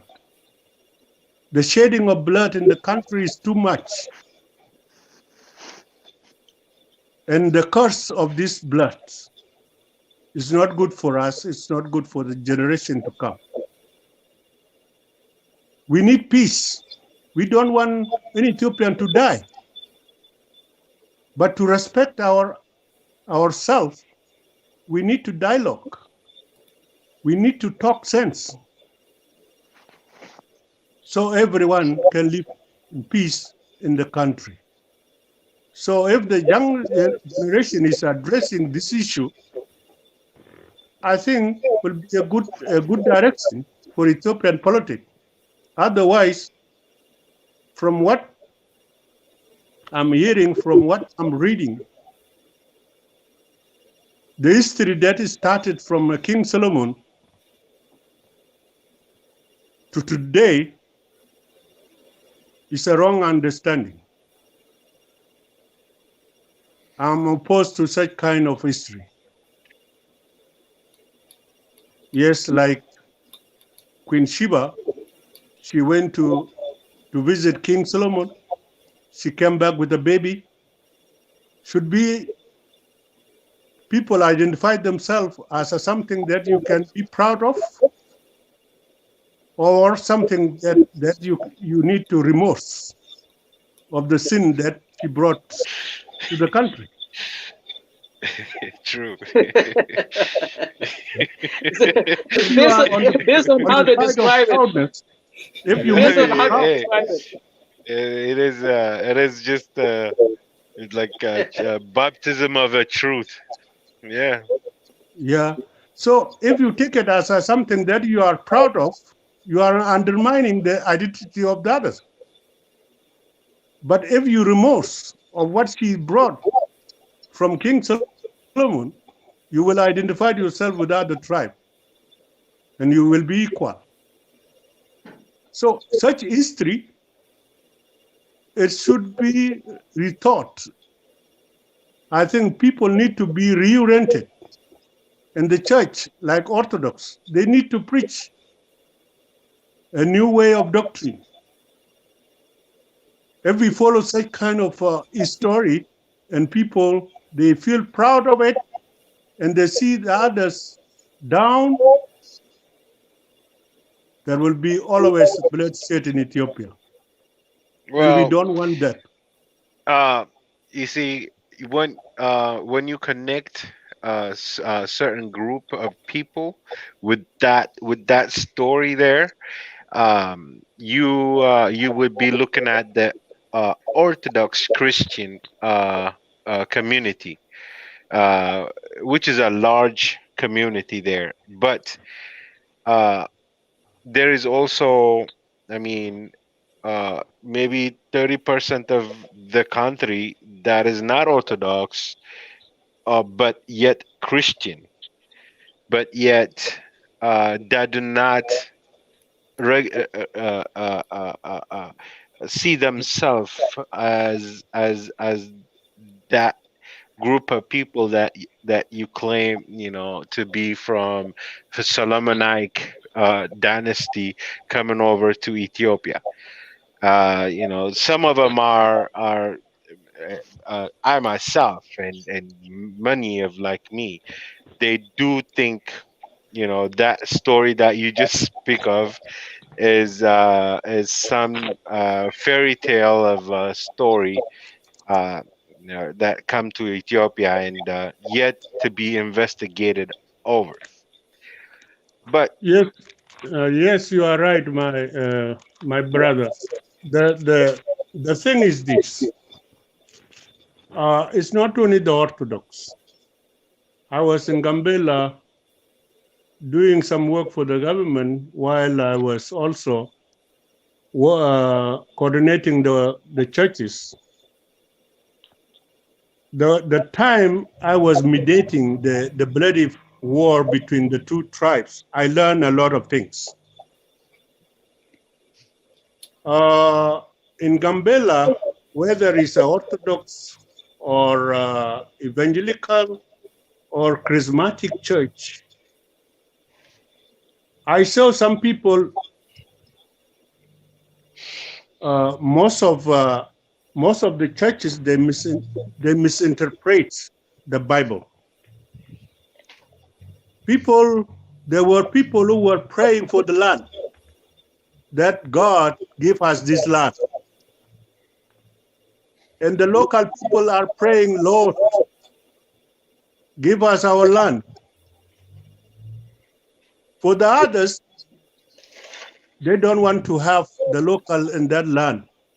They associate themselves with the government. That's why it ended up in killing of the local people. The teaching in the churches was wrong, because it was not according to the Bible. When the Israelites went to Babylon, Jeremiah says something about these people, that when you go there, I think it's Jeremiah 29, when you go to that land, you pray for the people, you pray for that land, for the prosperity of that land. Because if God bless that land, will bless you too. You don't go there to curse the people in the land to have that land for yourself. Wherever you go, as a Christian or a religious person, you need to bless the people in the local. You don't go to curse the people in the land. It's still that kind of interpretation, Bible interpretation, is being preached in Gambela wrongly. Spiritually, if they preach wrong doctrine into the mind of people, while the local people are praying for their freedom in the land, these two sides of people, they are not understanding each other. The Bible needs people to have one mind, one heart, to have one love. As a Christian, we have a Father, one Father. Our center is Christ. Why should we be divided? If we preach really the true doctrine of the Bible. So what I'm seeing from the teaching of the doctrine, I'm very, very critical to the religion. The religion is not preaching peace into the mind of people. Wherever they go, they don't bless the people they found in the land. They are cursing them. One example I will tell you. If you go to Gambela now, on the top of Jabjabe mountain, there is an Orthodox church. It was made very recently. How it was done? They went and convinced the governor and baptized him and convert him to the Orthodox. What followed? They asked for that mountain to erect the Orthodox church on that mountain. But that mountain belonged to the Gambela people. It does not belong to one church. What they are preaching now in the town, with that loud, noisy preaching, is not a blessing. It's not a blessing for the local people. They brought something called Gadam in Gambela to make an intercession for the land. They were praying for themselves. God gave us this land, as if the land is empty without people. That land is not empty. That land belongs to the indigenous people. It has got history. It's not respected. It's now followed by naming the areas. This is Deredwa, this is Gondar, this is what? while they are in Gambela. This is a disrespect to the local norms. If there is a respect between the newcomers and the local, there will be no bloodshed. Gambela is more than enough to accommodate every Ethiopian there. But without respect, how can you live with people who disrespect you, who plan for your destruction tomorrow? This is the reason that made our people to live in exile. We have refugees in the East Africa who have been evicted from their own land. They need to come back instead of admitting new people to come from the others. So we have got a lot of issues to address. If we really respect ourselves, the country is more than enough for us to accommodate. But we have got wrong history. We have got wrong mentality. We have got wrong religious doctrine that does not accommodate others to live in peace. So that's why there is a bloodshed always. People who are dying without knowing there are many. Whatever blood is shed, when the blood was shed between Abel and Cain,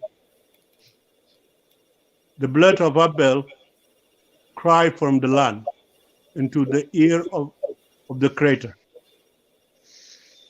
Whoever died in Gambela, the innocent people dying in Gambela, the innocent people dying in the South Omo, the innocent people dying in Binishangu, the innocent people dying wherever in Ethiopia, they are accounted before God.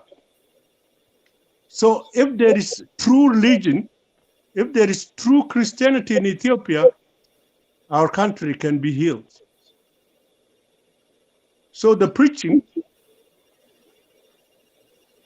that can go along with the true leaders also. If there is a true leader, there will be peace also everywhere. Yes. So both kind of go hand in hand. Yes, that's true.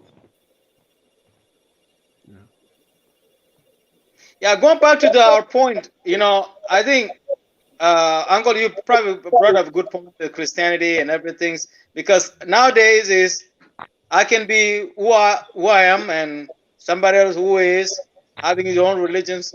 I think they come to the point when there's people say that, yeah, when the Christ died, the Church of Christ dead also, a prophecy become active, and the doctrine was preaching in the wrong way. People was misled. Anyway, let's go back to our point, because I'm about to sleep because I have to do something.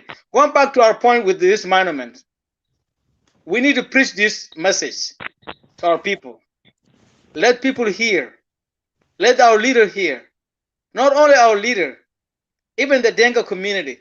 Not only Dinka community, other tribes in South Sudan, 64 or 63, those tribes need to know what's going on in Gambela or what's planned Dengabur has in our land. So as I said earlier, Ojo need to plan this. You probably need to contact the Okelo again, and communicate with him. And I will talk to him. Maybe I will drive there to Salt Lake and meet him with his cousin Yumun. Yeah, correct. Maybe we can have a teleconference meeting with those of Denkabur before we come to the show. We need to bring them. I need to address the issue. Say, hey, our people have concern on this issue.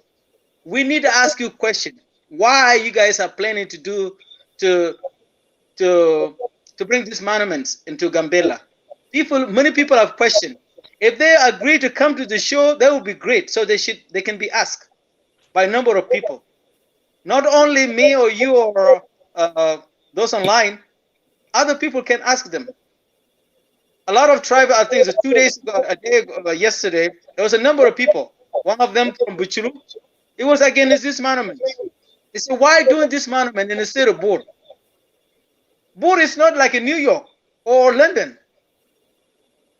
Gambela much better, like 15 times better than Bor. They should do it up there, or they can serve people instead of coming to Pinyudo. So instead of stopping here, we need to reach out to people, explain to people we are disagree with this one. We disagree with their plan. Not only private people, even the government itself, we need to reach to government. Let them know we disagree. And the Gambela official also, they need to raise their voice up in Addis Ababa. If they don't know why these people are here, they need to know. They need the answer also. They need the voice. They need their voice to be heard. I'm not saying that enough is enough. These people now we told them online it's over. No, it's not over. They need to know. They need to meet the leader, telling them face to face from this day forward.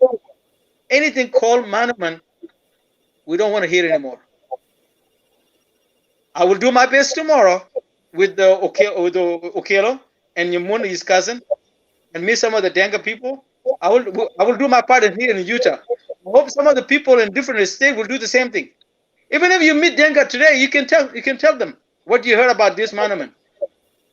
And I'm pretty sure some of them will say something. So I hope we come to the point, like we say, unity is better than dividing. If we are united, we can defeat anyone. No matter how many weapons or whatever, we can defeat as long as we are united. Unity is strong than anything else.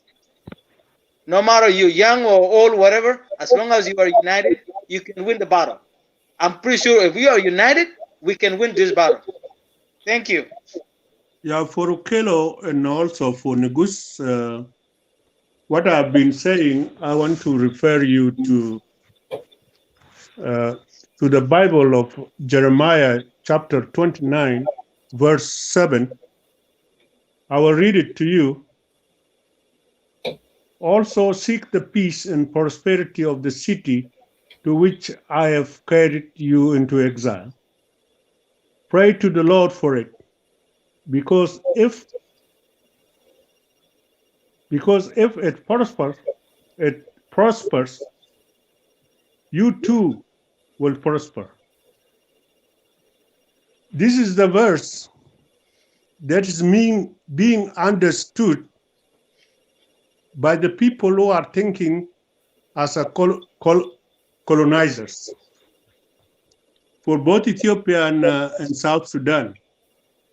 For South Sudan, the Denka now, they are owning the government. They need to focus on this verse. If they live with the others in peace, they need to pray for the peace of the others wherever they go. It's not to evict them, it's not to kill them. Because you are in the power, because you have got guns, God is watching. Exactly. If you pray for peace for the people whom you are going to live with, there will be peace. There will be prosperity. For Ethiopia, the same. If the preaching is based on this verse, and whoever come from north and go to southwest and pray for those people, and instead of killing them, I think there will be peace in the country. We are all violating this verse. We are violating the voice of God.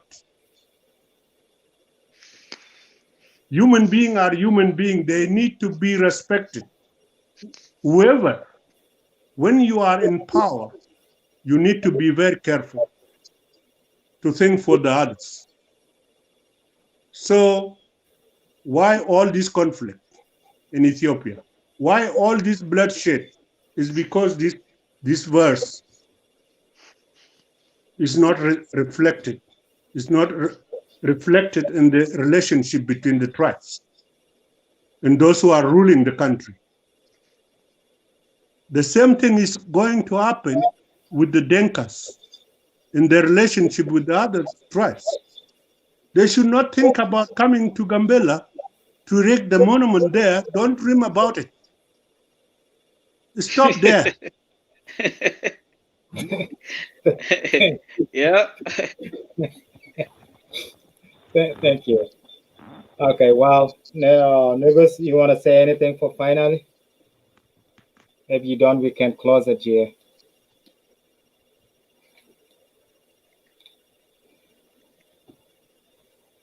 I can. Okay. Let me move it. Oh, I saw. Dim say some. Yeah, just unmute it. Dim say some. Oh, Oh, it's X him out. Yeah, it's fine. He's gonna come back.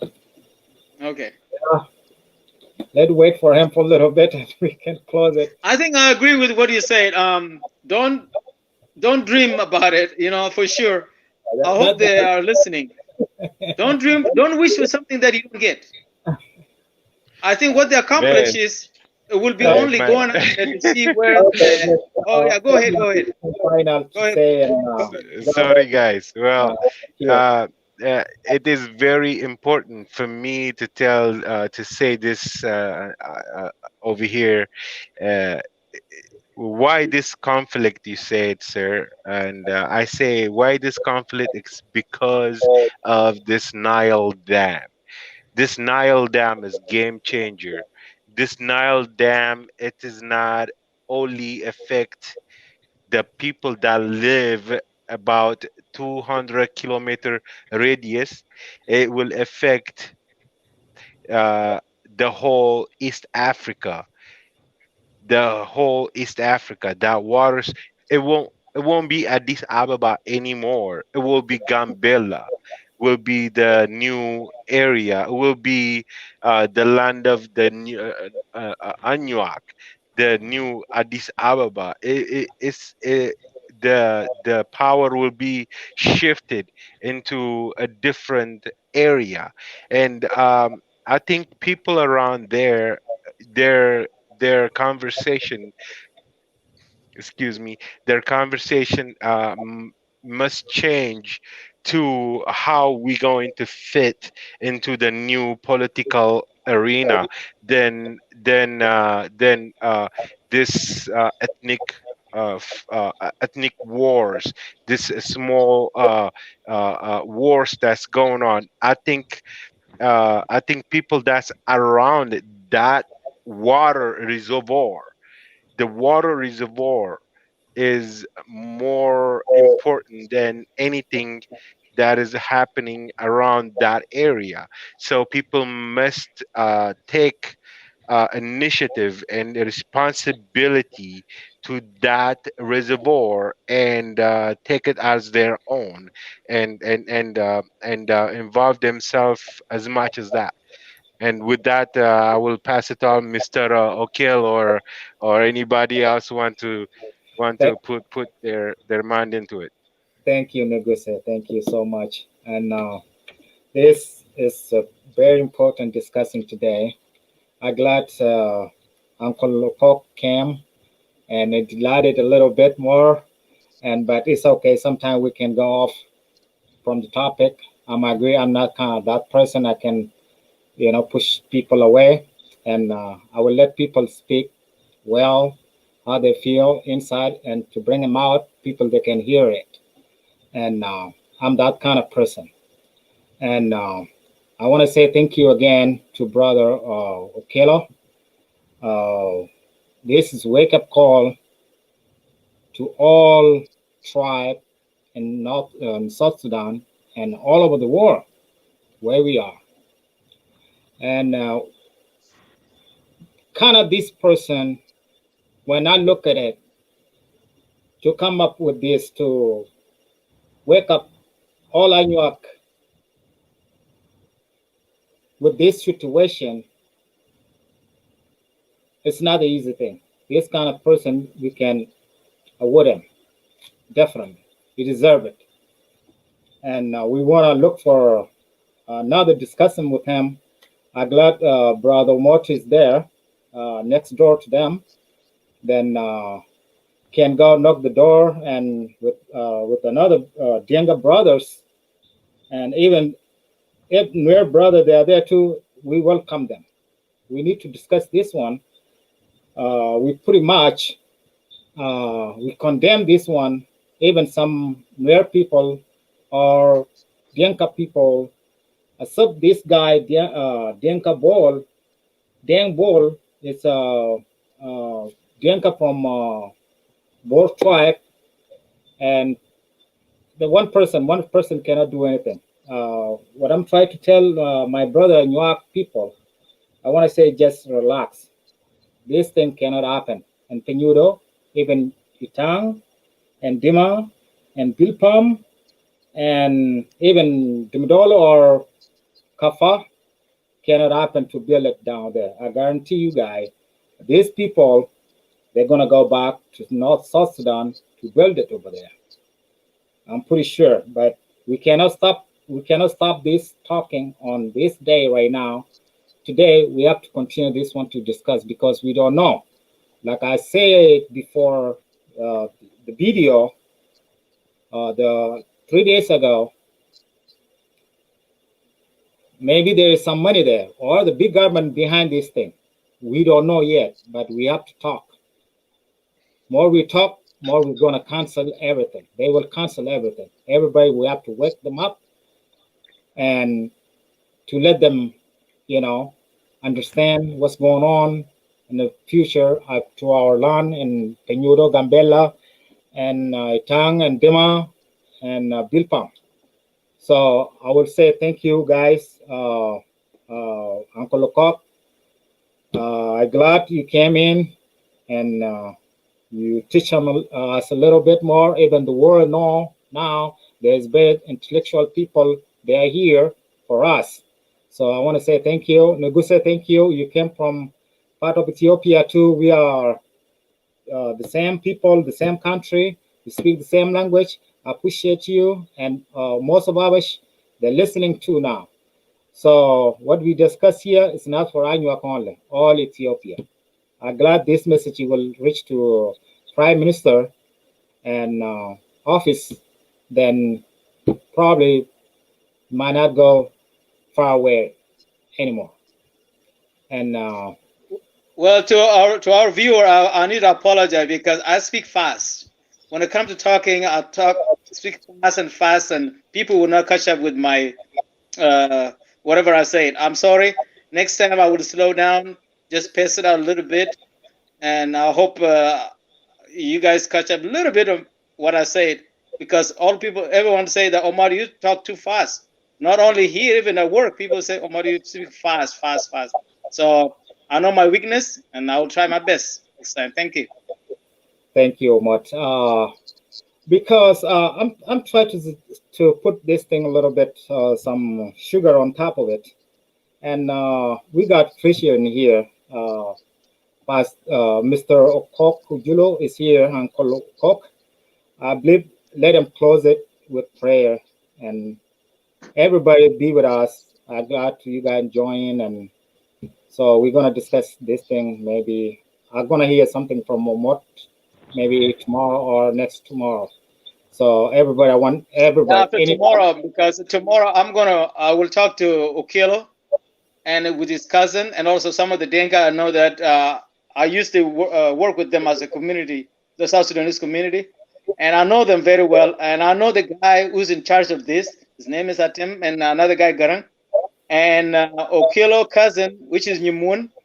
I know him very well. I saw him today, so I will contact him. They both speak Denka language, so I'm pretty sure it would be easy for them to convince, because they want to. Since they want to sell their case, I'm pretty sure they will come and join the case, the show, to express their feeling, their opinion, why they're doing it. And for us is ask them and to tell them what we have in our mind. Thank you. Thank you much. Thank you. All right. Thank you, everybody. Mr. Omad, Mr. Okok, Mr. Okok. Uncle Okok, I really. I'm sorry. It was It was very educational for me to talk with all of you. It's very eye opening for me to that side of the world and the situation that's occurring there. And I really appreciate it for having me today. Thank you, thank you, thank you. And I can't wait to come back again. And please let me know if you want to have me again. You already know you have my number and everything. So Of let me course. know what's up. Okay. Okay, Thank I you will. guys, and Thank you you. guys have a good night. And Thanks. that of a- Alta fam on the moche. Uh, Okay. uh, okay, Okay, well, prayer. I let's think pray. Uncle Lecoq let him pray, and we close the Okay. show. Our Father, we want to thank you for giving us this opportunity to discuss the issues that are pertaining. You have been watching over us with grief because we did not act in the way that you want us to live in the land. We are misbehaving, we are creating a lot of problems. Lord, you have sent your only Son, Jesus Christ, who is so humble, full of compassion and mercy. He came as a servant, although he has that power that conquer the earth and the heaven. He created it, but he came with humble heart to reach us. We thank you for your great love for human beings you have created. Still, your heart reaches out with love to everyone who is isolated. Lord, we pray for the tribe in Ethiopia and South Sudan who are grieving with a lot of problems they created by themselves. We sin against you. Lord, we pray to reveal your peace to the leaders, to give them mind that can be inclusive for everyone. We pray for peace and for prosperity in our land, in our relationship, in our family. We pray, Father, for the blood that has been shed in the land, in South Sudan and Ethiopia, and still bloodshed is going on. We pray to stop this, to intervene in our mind, in our heart, by the power of the Holy Spirit. We pray, Father, to give wisdom and understanding. We pray for the spirit of domination to vanish in the land so that we can accept, we can include everyone to ourselves. Father, you send your Son in our own image. He came as a human being, live among us. He faced problem we are facing, but because he was faithful to you, Father, he conquered the death on the cross. He was buried. On the third day, he rose again. The power of resurrection is the truth that tell us that there is a new world after your suffering. Lord, we see that those who are maintaining the truth and justice are suffering in the land. May you be with them. May you unite them with the Spirit. May you lead them. I pray for those who are killing each other. You said we should love our enemies. It's difficult without you to love our enemies. But the love that has been shown on the cross for each of us is sufficient. May we take you as example in all our relationship between the tribes, between tribe and by itself, between the families. Lord, help us to live as Jesus. Help us to be our model. Because we have you, Lord, the Son of God. Thank you for giving us wisdom to discuss what we feel. May you bring us to one common ground. May you bring us to peace. We pray for Ethiopia to stop the bloodshed.